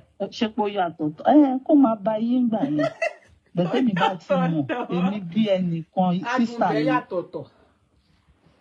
ilé máa gbóná ìta náà tún kò ní dẹrùn fún. bẹ́ẹ̀ ni torí tó bá wọlé máa kájú kúrò nílẹ̀ ni. lẹ́yìn tẹ́ mọ̀ pé wọ́n yá wọn ní girlfriend ta. ayé ìpè kò wá ti jẹ́wọ́ fún mi. Kó máa lọ kí n dẹ̀ dúró tèmi màá ti mọ̀ pé ó ti choose nǹkan tó fẹ́ because èmi máa ń rò pé tó bá tiẹ̀ tí wàá lọ bẹ́ẹ̀ lómi tó mí pé ò nífẹ̀ẹ́ mi mọ́ nìyẹn náà. Kò sífẹ̀ẹ́ bẹ́ẹ̀ mọ́. Yes. No, a man can actually cheat and still love you. That's another topic on cheating though. Real. Real my sister.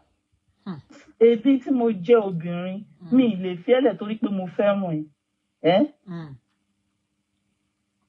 Ṣàlàdà ni pé kí ló fòṣì ṣé mo ju aṣẹ́wó ni àbí kinní kan bẹ́ẹ̀ tẹ̀yìn ọkùnrin yẹn bá rí lè ẹ fẹ́ gbọ́mọ tẹ́ bá rí tọ̀hún ẹ fẹ́ ké kí ló dé ìmí ìgbọ́n á tún wá párùn wá báyàwó ńlé tó bá kó wá bá ń lé wàhálà ó tún di púpọ̀.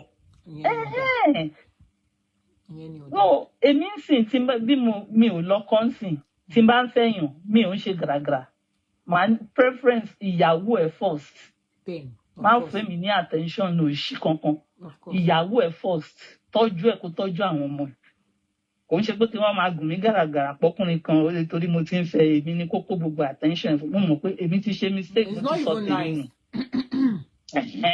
Àwọn kan máa fẹ́ máa ṣe gàràgàrà kan kí gbogbo èèyàn mọ̀ páwọn làwọn wà ń bẹ̀ ń gbà yẹn àwọn ní. Mo ti mọ̀ pé èmi ti miss tèmi náà. Kò yé yín. Mo ti fi gbónára àbí àìlọ́gbọ́n mi mo ti fi pátì pò hùwà kan so èyí tí n bá ń fẹ́ báyìí mo máa yọ ṣe dín mi tó bá tẹ̀ ti fẹ́ wá sí kinní gan mo lè kúnlẹ̀ fún ìyàwó ẹ̀ mi ìfẹ́ o mi ìfẹ́ jọ nítorí mi ìfẹ́ jà láàmú. tó dẹ̀ jẹ́ pé gangan níbẹ̀. èmi náà lè gbà so kí ló wá dé tí màá lọ fi lọ́mọ ń ta ẹni ẹlẹ́ni ń ta jẹ́ pé nǹkan ẹ̀ ni. Mo rántí I was dating one person mo wá lọ lóyún fún ká tó di kinní pápápá ìyá mi ti palẹ̀ mọ́ mi ràn mí èmi kẹ̀ ó wá gbọ́ bá ní why tó máa ṣe why ó dẹ̀ bá mi jà for good 2 years kò bá mi sọ̀rọ̀ He why actually kò ṣe lè likes you. èmi ò fẹ́ torí ìyàwó lé eventually nígbà táwa tún parí ìjà ló bá ní ṣé o lè fẹ́ òun ni mo ní kí ló ṣe ìyàwó yín nílé kí ló dé wọ́n bá ní ok mo ti answer question mi lè fẹ́ òun nìyẹn ní yes èmi ò kàn lè wọlé onílé kí n lọ dàrú náà fún kí ni. But hold on, ma. Again, the question. Even Yes, though it's not part of you, but it's not part of discussion, but I but I love it. Now, as a single mother, okay? Yes.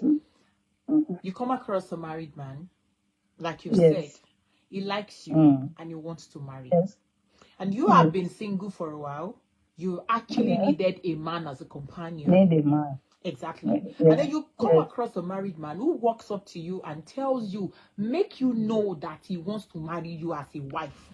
Oh, yes. Sorry. And I asked a question immediately. Yes. Now, my thing is, why do you think that you want to break his home? Despite knowing fully well that he is of full mental capacity when he walks up to you to tell you that he wants to marry you. Why do you still think that you want to break his home? The reason I need to ask that question. Ṣé ẹ níyàwó nílé mọ́ ni? Yeah, you know he has ìyàwó wà nílé, but he still wants to marry you. Èmi ò fẹ́. Mi ò fógun ni. Mi lè jà bẹ́ẹ̀ ṣe rí mi. Ṣé mo pé mo ti sọ initially fún yín pé mo máa ń jealous gan. Okay. So tí a bá jọ wá wà nílé tó wọnú yàrá ìyàwó lọ, orí mi máa lago. No, you guys, every man were in the same house together. Just like you know he has a wife and he comes to you and he goes. But for him not to answer my question, you know, what he fail lọ́dọ̀ èmi náà, bó ṣe lémi náà fail. Because he just wants you. So many. I want to, though it's another topic though, but when you believe as a man, for a man to walk up to you and say, I want to marry you, despite the fact that he has a wife at home and is responsible. He has a good job. Very, very and you can see him that he has full capacity to undo 2 women at the same time. Like, he has all the flares, he has all the characteristics and all that. And you believe, if that kind of man walks up to you and say he wants to marry you, I believe he already understands and understood everything that that surrounds it. Ṣé mo pé mo ní èmi máa ń bẹ̀rù gan. Ẹ̀rù yẹn ló jẹ́ kí n sọ pé kí ló ṣẹlẹ̀. Okay. So that fear now, you have to like let go of your desire because of your fear. Yeah. Because mo ìjà olórogún kò ń ṣe bó ṣe mí náà gbé wá bá ń lé orí mi máa tàn náà lẹ́yìn. But if he tells you guys are not staying in the same house, you're staying in different houses. Sister, ó tọ́ lẹ sọ, orí mi á ìrò dáadáa, máa ìrò dáadáa náà. Máa gbélé máa fi ṣọ́bẹ̀ gbẹ̀gìrì, àbá mi èrò lọ́gbẹ̀gbẹ̀. Because kò ń ṣe pé mò ń wọ́ mu. Okay. Mo ti bímọ, wọ́n ti àwọn gan ti ń lọ́kọ. Kí wá ló máa ṣe mí tó yẹ pé máa ṣe tún lọ pè tó pèrò ilé ọkọ kan àti wípé kò bá mi lára mu mọ́. For long ni mo ti wà tí mò ń dágbé dá ṣe kinní mi. So àti lọ́kọ gan. Becomes a problem. Wàhálà wọn pọ̀. Problem. Ṣé ti mọ orúkọ bẹ́ẹ̀ mo ti use mọ́. Alone. Alone ni pẹ̀lú kinní mi kọ́kùnrin kan ṣe àdé. Níbo ló jáde lọ tẹ̀bà fún mi. Òru tó wọlé lọ́rọ̀ àmàlà fún mi. Kò mọ́ra mọ́. Mi ní purọ́ ìyá mi. Kò mọ́ra mọ́. So gbogbo ẹ̀ náà lèmi náà ti sáré rò pápá lè tún fẹ́ yàn sí. Ó tún máa di kinní. Ó tún máa di wàhálà, máa checkmate. Ó tún máa di wàhálà mi tiẹ̀ ní kó máa checkmate, kó máa check mi. But òfin ọkùnrin pọ̀. Wọ́n bá ti di pé wọ́n fẹ́ sílé, òfin wọn pọ̀ bàjẹ́. Ẹ wo kò mọ́ra mọ́. It's over 35 or 36 years. Mo ti ń gbé pẹ̀lẹ́. Yes. Wow. So màá ṣe sọ pé ọkùnrin kan máa dé ẹni possible o lọ lóúnjẹ fún mi lọ ṣe lé àbí máa ẹ wò Ọlọ́run á wà pẹ̀lú gbogbo wa. Àmín. Thank you so very much, mommy. Mo sọ pé mommy máa ń gbé mi débẹ̀ gan-an. Ẹ ṣe Mommy, gan my náà wà boss pẹ̀lú go wa. God Ẹ bless you, take ma. care. Ẹ kú ètò. Yes, Bye. Bye, ma. Thank you so very much. Wow. I always love her when she calls in to contribute. God bless you, ma. Okay, if you still have the number and you want to call in, you can do so before we end the show. It's been wonderful and it's been so exciting. Topic that's sorrow by only confession. Should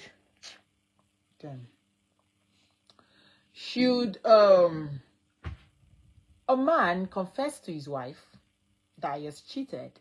You know, he has done 1 or 2 or 3, blah blah blah, and you know whether due to guilty conscience or whether he was caught red-handed, should he confess to his partner? And also to Obirino, should she confess to a man that maybe no manager ti yo bell ọ̀rẹ́ kan Mr. Delegi wá ń gbà yẹn òun náà ti pian ṣe ó lẹ́tọ̀ọ́ tó bá jẹ́ pé yes ó ṣeé ṣe, kí ni advantages tí ó wà ńbẹ̀, kí ni tí ó bá dẹ̀ lẹ́tọ̀ọ́, kí ni disadvantages tó wà ńbẹ̀.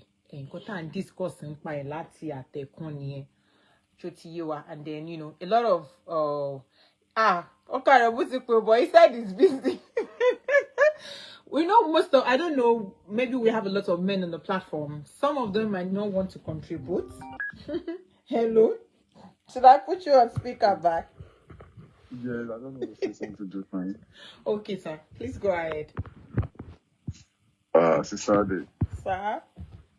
Yeah, this topic is a fantastic topic. I tell you, it can be very sharp to part 1, part 2, part 3. Yeah, but look, we want to hear more experience. A lot of people, because let me tell you, there's a confession when you're in marriage. There's a confession when you are in courtship. Maybe you are doing boyfriend and girlfriend.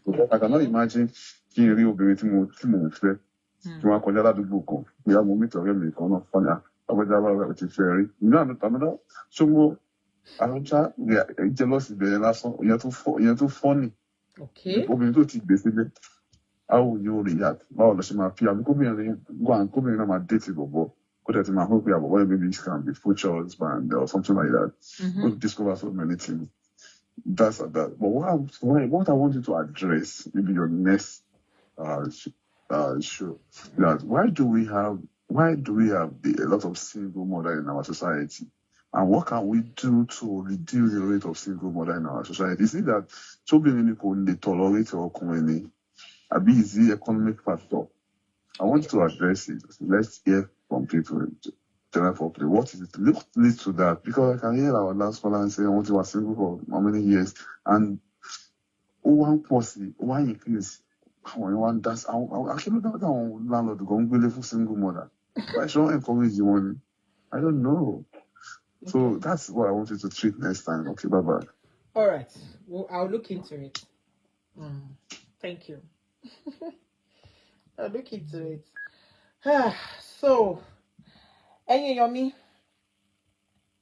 I like the fact that we tell the truth. So, allow me, you missed when you call it. Don't mind him. What did I keep on going? You're there in law. I will, you know what I'll do? I will do more research, get more materials on that. Then we'll talk about single mothers. Okay? But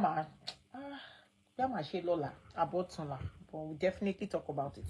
On Ade's discussion hub, we have Sister Banu Soeda. Thank you so much, ma. She said, I'm just crying with my story of my life, really. But life goes on. Can you treat this question? How can you heal from trauma? How can you heal from trauma? Mommy Banu Soeda, I'll work on it. Please do me a favor. If you're still on the platform, please send it to my inbox, okay? Send this topic to my inbox. Let me do 1 or 2 researches on it, like I said, and then talk to 1 or 2 of my mommies and daddies that can assist us with it. With someone like Mommy Ebudola, I would like her to be on board to give her somebody like Sister our Boss Eddie Treasure as well. I'd like them to be on board to give us the experience so that we can learn and then, learn how they were able to handle it, okay? But I promise I'm going to treat it. Thank you so much for that, Mommy Banusoida. Yes, Toti ni owo lowo se ko se ni gbale. Exactly. So, kashi papa ka end. I think other chatilo 1 hour, batilo 2 hours. Katete ma follow. Kila go so. Well, we spent 2 hours 34 minutes. Do we have anyone to want to contribute? Tell anything more to promise pe mo ma pe pada, please. Did I promise anyone that I'm going to call back? Please, so if I promise you pe mo ma pe yin pada, ti mi o ba pe ejo e pe mi o. Pe contribute be I pe yen ja bi nkankan. Though our guest speaker won saw a lot of things. Ẹ jẹ́ ká tún play ẹyọ kan sí nípa ìdí tí Teju Babyface ṣe sọ pé kò yẹ kí obìnrin kí wọ́n kò jẹ́ kí confession kó máa take place. Ẹ jẹ́ kí n play ẹ̀ fún wa ká tó máa lọ so that a lè gbọ́ ní àgbọ́yéké, but truly èmi gbádùn gbogbo ohun tí a ti sọ ní ibi báyìí. Okay, so ẹ jẹ́ ká wo ìdí tí wọ́n fi sọ. You have real elders who have life, who have lived life and have experience. Ask them now. A wife cornered me in the kitchen the day after I dropped the clip and said, I saw a clip of your video. I haven't really watched the full video, but do you mean what you said? People shouldn't confess when they cheat. Okay. I told her, I said, let me try to make it real for you, my dear wife. Let me try to make it practical. We have been married for 13 years now. So let's say that over that period, I have cheated on you with 20 women. Do I confess to all 20 women? Or do I just confess to 2? Because once I start lying in my confession and holding some things back, then it is not true confession anymore. It is a lie. And I might as well have not bothered to confess in the first place. And then you will say, how many times did it happen? And of course, the truth will be that I probably wouldn't remember. So I would most likely say, I don't remember, which is potentially the worst answer I could give. Because how many times must I have cheated on you not to remember? Your imagination could come up with any number, 20, 50, 100, 200, 1,000, any number. That Oto de ni kon na ọmọ mi wá kọ sórí platform pa wọ́n máa béèrè pé ẹ̀mí ló cheat. Ẹ̀mí ló ti cheat lé mi lórí. Alomi a tún béèrè pé jọ̀ọ́ dárúkọ wọn. Kí lorúkọ àwọn tó cheat pẹ̀lú? Ṣé mo lè rí fọ́tò wọn? Wàhálà abade. Abadipo cheat pẹ̀lú best friend. Start to drive you slowly insane. But then you won't stop. You will still ask, when did this start? When did you start doing this? So let's assume it started on our wedding night, the night of the wedding. Ew. After the reception, as soon as I dropped you in the hotel in Ikoyi, I lied that I wanted to go and pick something at home. Let's assume that I stopped by somewhere on my way to or from the house to quickly sleep with one of the girls I saw at the wedding. Ew. Maybe one of the girls on your bridal train with whom you used to be friends. Do I now tell you that as well? Because remember, I cannot lie in the spirit of true confession if I remember it. I didn't impregnate anybody. I didn't give you a disease. I didn't catch one. Everything is as it was, more or less. Nobody saw me. But it is out of a guilty conscience and a sense of righteousness that I have now confessed 20 women, uncountable times, starting from the very night of our wedding, our marriage, with one of the girls on our bridal train, your bridal train. Before all of this, you were happy.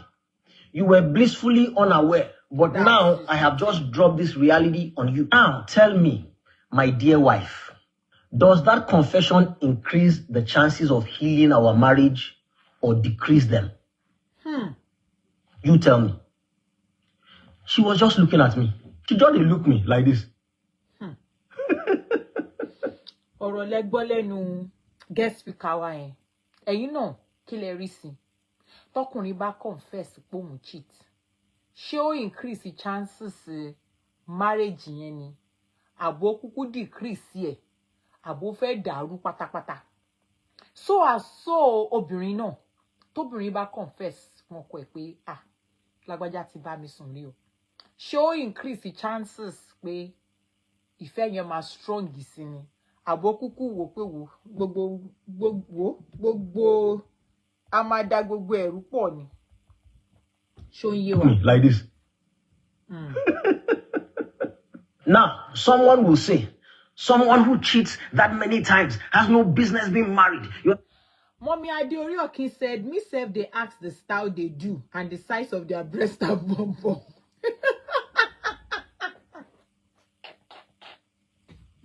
So you ask your man that okay, I need to cheat pẹ̀lú yẹn báwo ni kíni. Ẹjọ́ tó yẹ lọ. Ẹjọ́ tó ìtọ́ lọ mi ò lè rẹ́rìn. Not ready to be married. You are probably right. But that is not our discussion. Our discussion is if you want to heal and keep that marriage together for whatever reason, then don't confess and hurt and shatter the world of your spouse.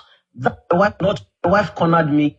So, Shetiri opinion no guest speaker wa ìdí tí wọ́n fi sọ yìí pé say no to confession. Òun ni pé if you confess, just like gbogbo kote gbogbo wa náà ti ń sọ, ni pé tó bá confess fún obìnrin confess fún ọkùnrin, the end ló pín sinimá. Ọkùnrin confess fún obìnrin mi, there's every tendency pé the end náà ló pín sinimá. Bó tilẹ̀ jẹ́ pé àwọn obìnrin mi wicked, wọ́n máa fi tọ́ dúdú sínú, wọ́n máa lókè àwọn ti gbọ́ bọ̀bọ́n ṣe máa báyé bọ̀bọ́n yẹn jẹ́, wọ́n ṣe máa ṣe tiẹ̀ níre, òun ni wọ́n máa wá. So ask yourself, does it really worth it to confess to our partner that we have one way or the other cheated? Is it really proper? Is it ideal that we have to like call them down, even though we know that we're not supposed to cheat on our partner, right? Even though reasons will vary, right? And that's another topic that might treat. Cheating. What do you think about cheating? Do you feel there is any reason why any of the partners should cheat? Any reason whatsoever?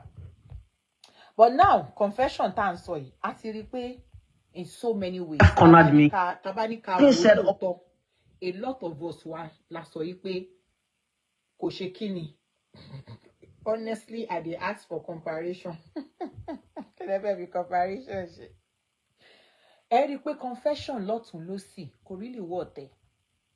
If you ask me, ko really worth it. Provided ti won ba ti kawa. Even to ba kawa, if there is a way we can cover it up, it's better ka cover it jeje. Because kò sẹ́ni tó máa sọ fún lóòótọ́ pé wọ́n jíṣu wà lẹ́yìn ẹ̀ tínú ẹ̀ máa dùn bí ìtọkùnrin bí ìtobìnrin kò sẹ́ni tínú ẹ̀ máa dùn. Ó kọ̀ ẹ́ pé bóníkálùkù ṣe lè gbé àtẹ̀mọ̀ pé àwọn ọkùnrin náà gbàgbé ẹ̀ wọ́n ti ní kò jọ ìdí ẹ̀ǹdì ló pín sinimá fáwọn bọ́tà owó obìnrin gbà míì àwa míì bọ́ àtà máa ń ṣe pé òkè a máa sunkún a máa gúnìyàn àwọn ọ̀rẹ́ wa máa bá wa sọ̀rọ̀ pé ọkùnrin ọ̀ bó ṣe rí nìyẹn àtúgbèsàn tọkùnrin náà bá ti dọ̀bálẹ̀ tó ti bẹ̀wà ìmí á ti send 1 million 2 million account ìmí á lọ ra nice car á gbé sí ìdí pé má bínú á fi bẹ̀bẹ̀ àti gbàgbé ẹ̀ nìyẹn a tún ti ń ṣe lọ́kọláya papọ̀ àti ń lọ but confession yẹn ṣó dá nǹkan gidi sí wa lára àti obìnrin àbó bà nǹkan jẹ́ emotions wa ṣó jẹ́ kí emotion wa dà ní àbó kúkú fọ́gbà yángan emotions wa òun ni à ń gbéyẹ̀wò tó bá dẹ̀ ní ká wò ó lọ lóòótọ́ náà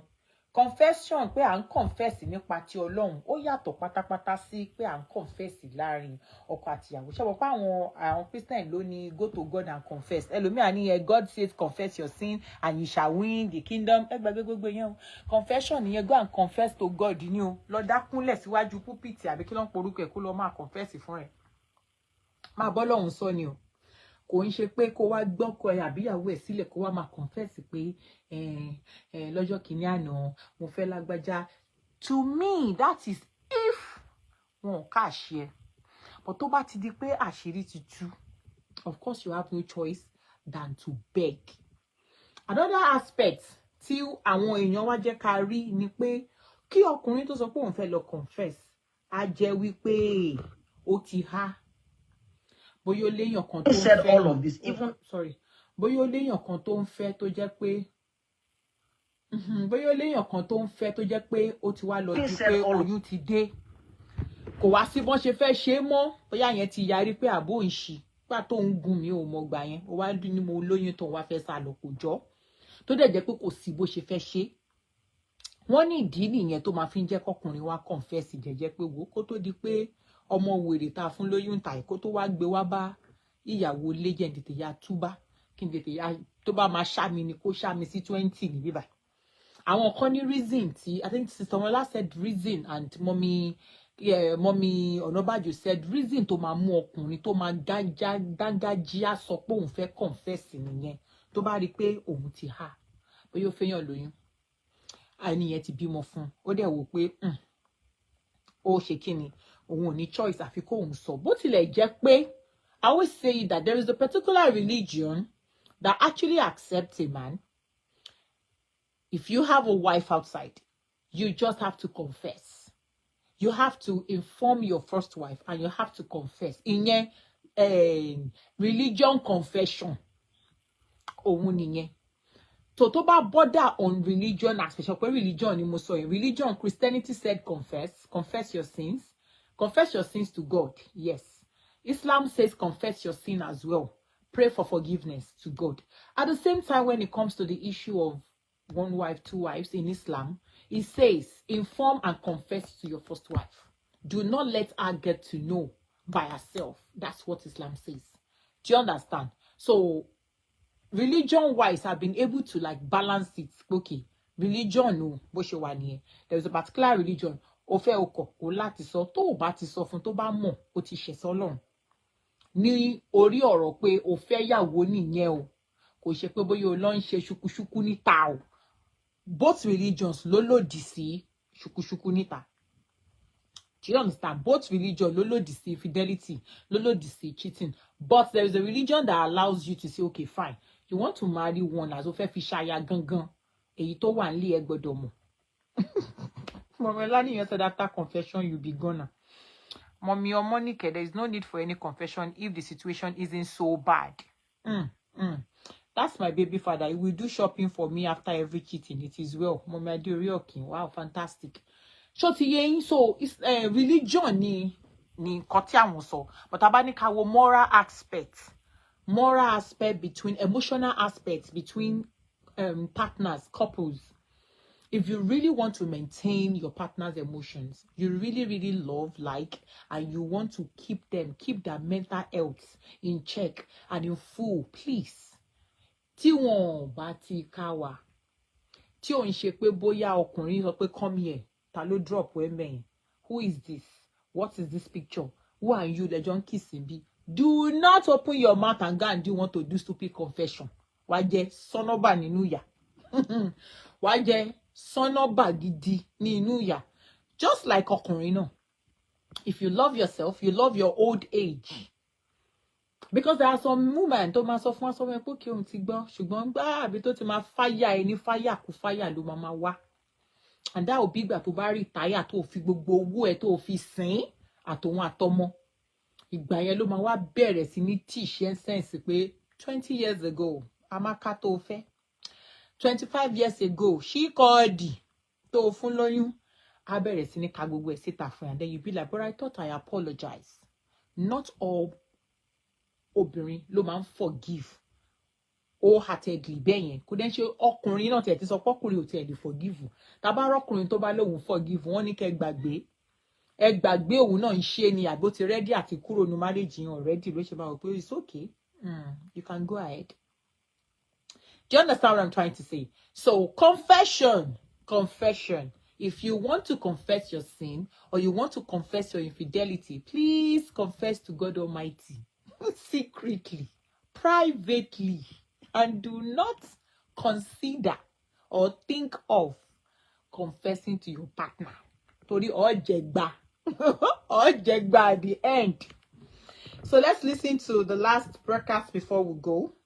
It's still with Teddy Babyface. My wife said all of this, even after all of this. I know some people are still angry right now. They are furious. This man is encouraging people to lie and cheat. How can you be encouraging people not to confess? So they are going to get away with what they did. I am not encouraging lying. I am encouraging people to minimize harm, to minimize damage. The fact that something is right does not make it expedient in all cases. That it seems right in theory to come clean to your spouse does not make it practically feasible or helpful. God says in Hosea 6:6, I desire mercy, not sacrifice. Wow. Mercy over the letter of the law. Confession is sacrifice. You are definitely sacrificing your peace and your wife's happiness, and then you are potentially sacrificing the entire marriage and the family. Is telling the truth always the right thing to do according to the letter of the law?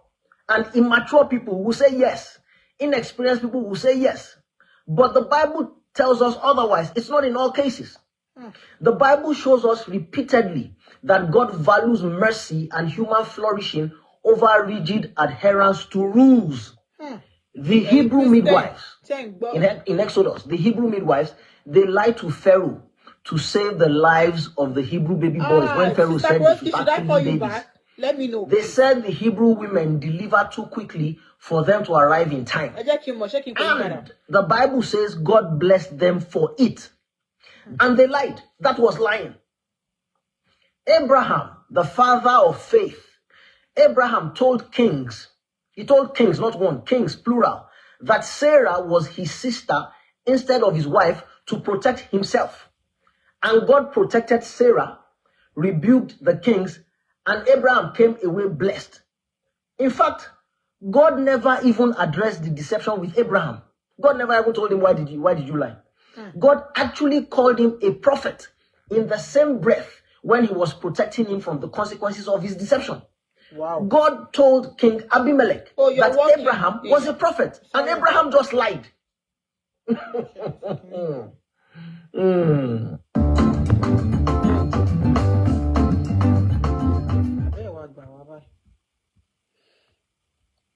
So, ọ̀rọ̀ ni a ti ń gbọ́ yẹn o. Sorry. Abraham was a prophet. And what fathers tell their sons? Now I tell you so. There is no wise African father, even foolish father self, whose son will come and say to him, Papa, I mess up. I've been wrong one bit for side, and now I feel bad. My conscience won't kill me. I want to go house, go tell Onome what I do. There is no father in Africa that will tell their son, yes, you do well, my son. Yeah, go house, go tell your wife, go tell Onome. None. The father will ask. Okay, sit down. The girl, when you do, she get belly. You say no. She carry disease. You say no. Okay, good. I like as you dey feel. Not do it again, no. Because if he change hand next time, if he carry belly, if he carry disease, no, not change hand, no, not do it again, but not tell Onome. Just go house, take care of Onome and the pikin. Not do it again. That's what a real African. There's no African father who will tell his child, oh yeah, go confess, give your wife because you want change. One of our mommies said there are some men that write their wives' wrongs in exercise book. I've seen one like that. He started piling up since their wedding day, only to call a family meeting after 9 years. I was shocked. Melania said, even if we are discussing about the past jokingly, it always not end well. Sometimes we started with laughing. Confession is of the Lord. Wallahi. Yourself in those shoes now. If your son who just got married last year and whose wife is 8 months pregnant with their first child, if he came to you and said, daddy or mommy, when I went out with the boys last night to the club, I met a girl at the club, and you don't take because Moji is pregnant, so I didn't know, one thing led to the other, one thing touched one thing, I had a few too many drinks and I slept with her, and now I feel so bad. And I want to go and confess to Moji, she's at home, she's pregnant. I want to go and confess. That's what you would tell him to do. To go and tell his 8 months pregnant wife that he cheated because he's feeling bad and he's trying to do the right thing. Talk theory. That's what we are telling you. Want to one bear son here, don't strong.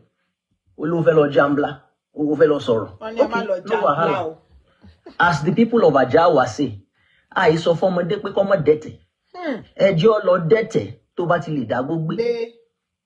They're not the test small picking, they're not the follow small picking drag over waiting saying one do by force. They're not the follow and fight. More than fear, may go do am. If you feel carry the consequences, they don't fight with people over what is potentially harmful and injurious. You are telling them and they insist. I think you want to confess, Abi. Go now. Go confess. You have real elders who have life, who have lived life and have experience. Ask them now, as they say in Ajawa, what? So my people, abro lanso for Moluabi, to ba denu enko adodidi. Well, yeah, I have a question. Confession. It's not good for us to confess in a situation where we were not, where there is no element of, oh, you're being caught red and dead, or there is no element of maybe oha. But here is my question, Kotodipe Molo, which I would love you to answer or will bring in for the next topic. For a man that has another wife out there, the other wife is pregnant, or the other wife, has given birth. Do you think, as the first wife at home now, do you think, or would you love it if your man walk up to you to confess that, Lagbajao, I am sorry, I impregnated somebody else out there, or I'm sorry, I have a child out there? Or would you love him to keep quiet about it and not say anything at all till you actually find out yourself? So go confession no answer. And ti sọ pé o need that to confess tó bá jẹ́ pé wọ́n ka ẹ, tó bá ní infection, tó bá ṣe pé bóyá ẹni yẹn lóyún àbí bẹ́ẹ̀ kọ́, o need the confession. Just go and confess to God and move on. The papa supposed to tell you what slap to reset you. Do you understand? Exactly. That's only the theoretical aspect, I swear. You won't live to finish the practical aspect. So question they mean something. Tí mo fẹ́ ká drop comment to asi. Òun ni pé a ti sọ pé a need the confession tó bá jẹ́ pé wọ́n ká wa ká máa lọ bẹ́ẹ̀. To the men, tó bá jẹ́ pé you have another wife out there, you have another woman tó gbé síta pé o fẹ́ fẹ́ níyàwó, o ti fún lóyún, o fún ara rẹ̀, practically fún lóyún. Don't you think it is proper for you to come and confess to your first wife, kó tó di pé ó mọ̀ fún rẹ̀ pé you have a woman out there? As obìnrin, bóyá o wà nílé, o wá ṣe mistake, o ní fun pẹ̀lú ọkùnrin, o wá di pé o lóyún. Kò dẹ̀ sí bó ṣe fẹ́ yọ oyún yẹn. You tried your best, oyún yẹn wálẹ̀. Don't you think you need to confess to your husband pé bẹ̀lẹ̀ number 2 àbí bẹ̀lẹ̀ number 3 tó wà lọ́wọ́ mi yìí o, tó wà lára mi yìí o, Ṣẹ́gun, ìwọ kọ́ ló ní o. Kí lẹ feel? Kí lẹ feel? Scenario tí mo paint yẹn, ṣé feel pé kò yẹ kí wọ́n confess fúnra wọn? Ẹ jẹ́ kí a ronú sí, ká drop comment wa. Ṣó ti yé wa? Ẹ jẹ́ ká drop comment wa. Màá máa ka comment yín tó bá ṣe ń wọlé lẹ́yọ kọ̀ọ̀kan. Confession ó póríṣiríṣi. That's my closing, my payoff line, my closing mark is this. Confession póríṣiríṣi. Yes. It's not all the time that you have to confess, okay? There are times where you have to keep your mouth shut. You keep your mouth shut, not because you are randy, or not because you're wicked, or not because we're dinu, but because you want peace. And you want, yes, you want peace. Because that not all the time, ni pé nǹkan téèyàn sọ. Kò ṣe gbogbo tá bá sọ pé a jẹ́wọ́ ara wa, òun ni actually free o. It's just like normal cases too. Tí o bá jí nǹkan, àwọn òbí kan máa wà jẹ́ pé wàá deny ìdílé ni pé o jí. Torí tó bá fi lè sọ pẹ́rẹ́ pé o jí báyìí, ẹ̀wọ̀n ní street. So just like this one, if you want to confess, let it be something that you know that when you say it, it will not escalate things it will not expand things and it will not cause chaos. It will not cause disgrace and shame. Fún wo gangan tó sọ̀rọ̀. Kò ní jẹ́ regret fún ẹ pé àdá inú mi bá ti gbẹ́ṣẹ́ inú mi mú ẹrẹ́. Do you understand? But when it comes to practical things, tó jẹ́ pé kò sí bó ṣe fẹ́ hide ẹ̀ tó àwọn èèyàn máa mọ̀ bí òféyàn lóyún ta. Kò sí bó ṣe fẹ́ hide oyún tó fúnyàn ta away from your wife. Àfi kò sí bó ṣe fẹ́ ṣe 5-10 years the lady nínú ilé máa mọ̀ ṣáá ni. Either through àwọn family member or through ọ̀rẹ́ or through ìwọ gan fún rẹ bóyá lórí phone ẹ gan ló ti máa rí. Do you understand? Èmi feel pé at that point in time, you might not confess from the beginning, but at a certain stage, you have to tell your wife. Èmi feel pé irú yẹn ó better kó fún rẹ fẹ́nu rẹ̀ sọ fún ju pé kó lọ get to know pé obìnrin mi wà ń ta àbí ó bímọ síta. Obìnrin tó dẹ̀ wà nínú ilé náà tó ṣe mistake tó lóyún fẹ́ lòmíì in the course of pé bóyá one date. Instead of keeping quiet, débi tó di pé bọ̀bọ́ yẹn máa wá lọ later mọ̀ fún rẹ̀. Bóyá ó lọ ṣe DNA, bóyá ọmọ yẹn sick náà bá ní kó gbẹ́jẹ̀ wá. Àṣírí bá tú. Ọkọ jẹ́ O positive. Ìyàwó jẹ́ O positive. Ọmọ gbé AS. No, kí ni mo ti ń sọ? Ṣé B positive kọ́ ni? We have O positive, we have O negative. I think we have B as well. Ọbí ó lọ jẹ́ B. Ọmọ lọ jẹ́ B. Àbíkẹ́, ọkọ jẹ́ AA. Ìyàwó jẹ́ AA. Ọmọ lọ jẹ́ AS. Irú nǹkan bẹ́ẹ̀ yẹn, bàbá kò sí ní tó fẹ́ fi wẹ̀ mọ́. Ibòmíì ló ti gbọ́mọ wá. Èmi feel pé àṣọ obìnrin need láti jẹ́ kó dé stage yẹn. Ká tó tètè ya jẹ́wọ́ ara wa or ká tó tètè ya kó ẹrù ara wa lọ. Ó better. Do you understand? It's so that you tell your man kẹ́ kúkú end ẹ̀ kó kúkú máa lọ jẹ́jẹ́ ju pé kí bọ̀bọ́ yẹn ti ná owó lé ọmọ yẹn lórí. Kó wá later wá máa discover gbogbo ìta ń gbọ́ káàkiri ńsìn pé ọmọ mẹ́ta òun ṣe fún ọmọ méjì òun ṣe fún. Ó better. Tó bá ti rí pé o try o yọ kò ṣeé yọ. Ìsídà kó dà bí ọgbọ́n kó bí ẹni tó bí fún kó tètè yaṣọ exchange ẹ̀ ní hospital kó ya parọ́ fọ́kọ ẹ̀ gangan pọ́ mọ́ ti kú òde mọ̀ pé ní tó bàbá ọlọ́mọ ló wá gbọ́ ọmọ ló gba bá dọ̀ gbé ọmọ lọ. Do you understand? It sounds so shocking, but that's the truth. Instead of lying, covering it, pé jẹ́ máa cover, go and confess jẹ́jẹ́. Tó bá dẹ̀ jẹ́ pé ọmọ kan first born ní ní tètè gbọ́ ọmọ fọ́lọ́mọ kó tètè excuse. Èmi feel pé ó better ju ká wá tan partner wa títí. Ìyẹn gan ló máa ń dùn wọ́n jù. Tó bá tàn wọ́n títí ló máa ń dùn wọ́n jù. Ó sì máa ń better téèyàn bá tú àṣírí after a while. Okay. My baby, má bínú. Mo fẹ́ yàn kan lóyún.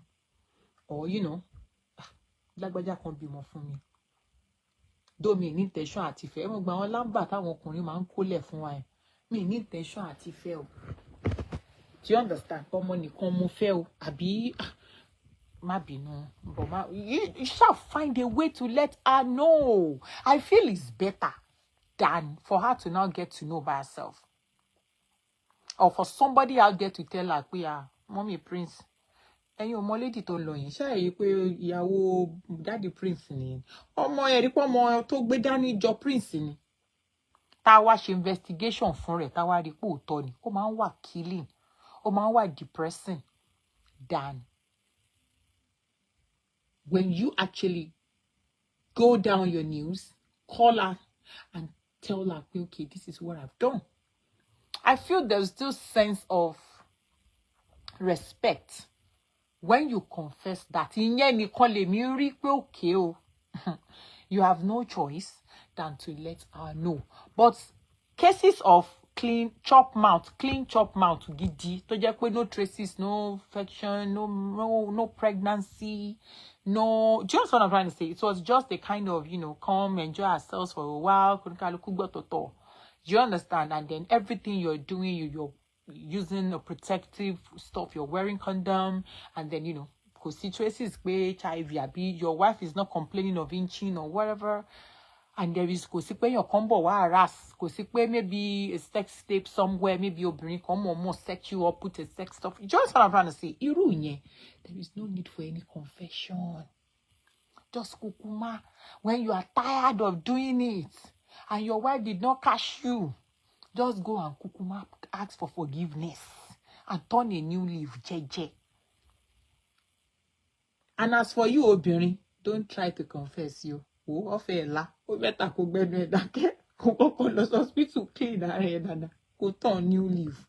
It sounds so funny, but that's the obvious truth. Which ọkùnrin ò ní body láti accept rubbish. Àwọn obìnrin lọ́lọ́run dá ní ìdá pé Ọlọ́run tètè fi ìgbàgbé àti ìdáríjì sí wa lọ́kàn. That's it. Ṣúrẹ́ ọkùnrin. Oh, ṣẹ̀kẹ̀. Afisuru. Mom Juliet said, this is another society study. Since you decide to let it escalate into carrying pregnancy, you better keep mood till the kingdom come. Even with the blood group issue, I beg not to follow him till the end. Till blood group, but you too young for. Because they continue to be some more. But you just be let's go more AS wa. Baba ya Ibo last man so pa gbe AS wa. Ibo last man so pa gbe AS. Irú nǹkan bẹ́ẹ̀ yóò ní choice mọ́. Like ó yẹ ti ya pé bàbá lágbájá pa mí sílé má pa mí síta. Do you understand? Bàbá pa mí sílé má pa mí síta. So better kó tó di pó dìgbà because ìyẹn gan ma worse. People will tell you pé but you knew kó nǹkan ló lọ́mọ láti ilẹ̀ náà. Kí ló dé tó wá nǹkan ṣe sí? Shoye, what of if that's the very first time of getting pregnant after many years? I will never commode the belly. I don't go by myself with that. Say no to confession and remain. Yes. Say no to confession. Yes. You don't need to confess, okay? But our situations come on. Àwọn situations come on. Tó jẹ́ pé tó bá ti jẹ́ situation tó jẹ́ pé there are proofs, tó jẹ́ pé ó leave print, ó leave mark. I think it's better you speak up. But if you feel you don't want to speak up, then let it be till death do you part. But in tó bá ti fi tí ọmọ bá ti wà ńbẹ̀, tí ọmọ bá ti wà ńbẹ̀, it's for the future of that child. The future of that child ni anso ni keje ka wo. Ìyẹn tó ọmọ bá ti wà ńbẹ̀, tí ó bá ti sọ̀rọ̀ ọmọ, ẹ gbàgbé òṣì. Lẹ́yìn kò ní kálukú ṣe kíni. Àwọn je you can bí ó bá ti di break up kò ní kálukú gbọ́ tọ̀tọ̀ ni. A dẹ̀ tún gbójú fúrú sókè. So, I think that's it. Some secrets are better kept than saying it. Yeah, it's difficult to confess that, but it will eventually be in the open.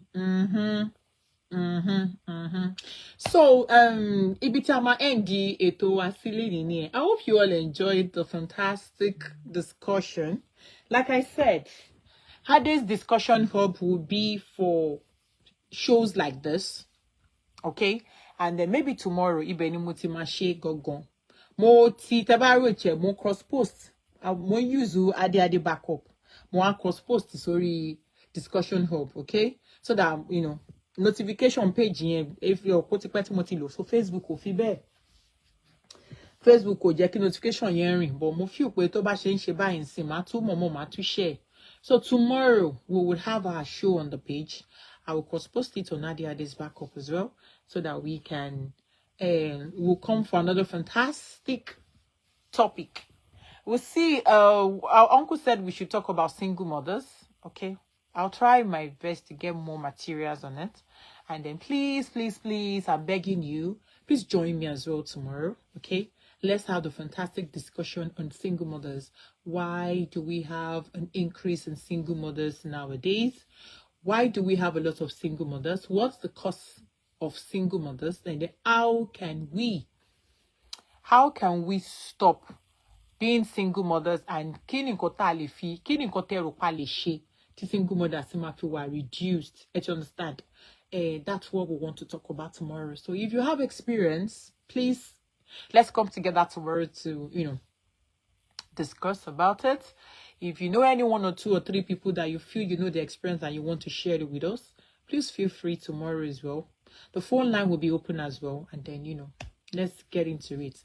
Let's educate ourselves. Let's entertain ourselves as well. All right? There's so many topics to talk about. So many. So thank you so much, my mommies and daddies, for your love and support. Thank you to all my wonderful sisters that called in. My wonderful mommy Evudola Tubaski. I'm waiting. Tomorrow is another day, ma.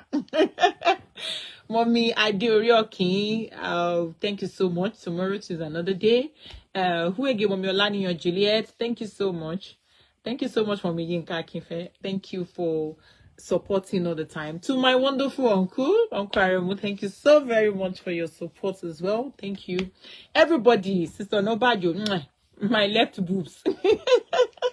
Thank you. Eshego, gbogbo yin pátápátá ni mo kí o. Mommy Wumlek. Wow, Mommy Wumlek, I didn't know. You're welcome, ma. Thank you so much. Banu Soeda, Mori, nǹkan tẹ́ fẹ́ ká sọ̀rọ̀ nípa ẹ̀. I'll work on it as well, I promise.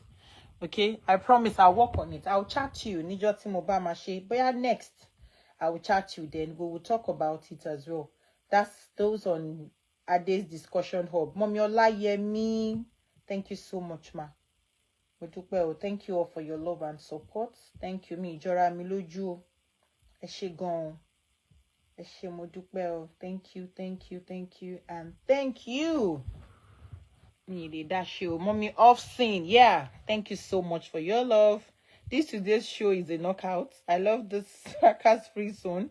I glue with this hub. Well done. Thank you so much, ma. Yeah. Untafe ma ṣe lórí discussion hub wa ni. Don't worry. Thank you. And a very big thank to my wonderful admin. Thank you. You know yourself. Eshegon, God bless you, ma. Mommy Wumak, love you. Iyoko Mitobaski. Thank you so much. Everybody on Discussion Hub, Eshe Modupeo. And everybody on Ade's backup. Thank you. Mommy Aramide Mustafa. Thank you. So tomorrow, Ejeka Pade, Mommy Adeoriokin, everybody in pata ni mo ki.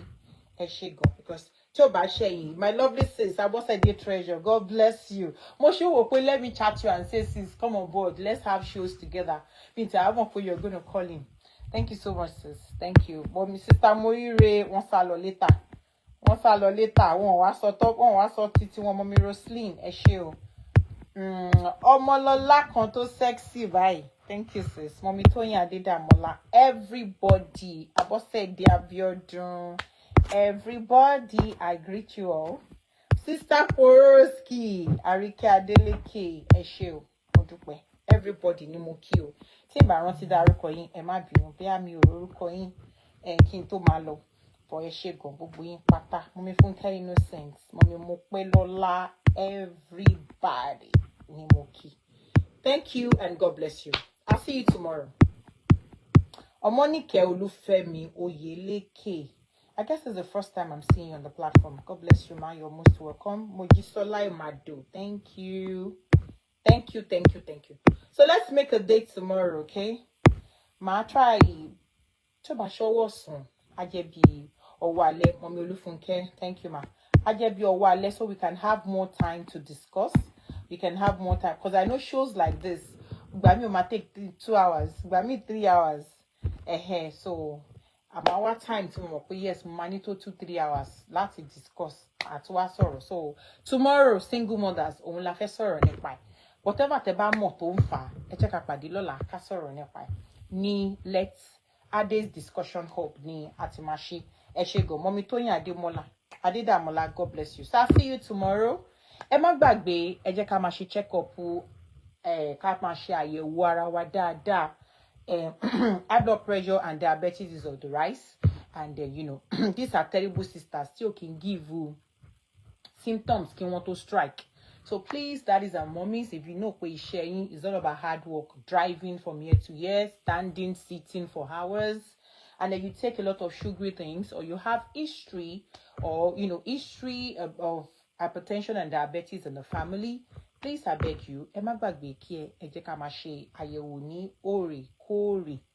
Ọlọ́run á dé bá wa pẹ̀lú wa. I love you. Bye.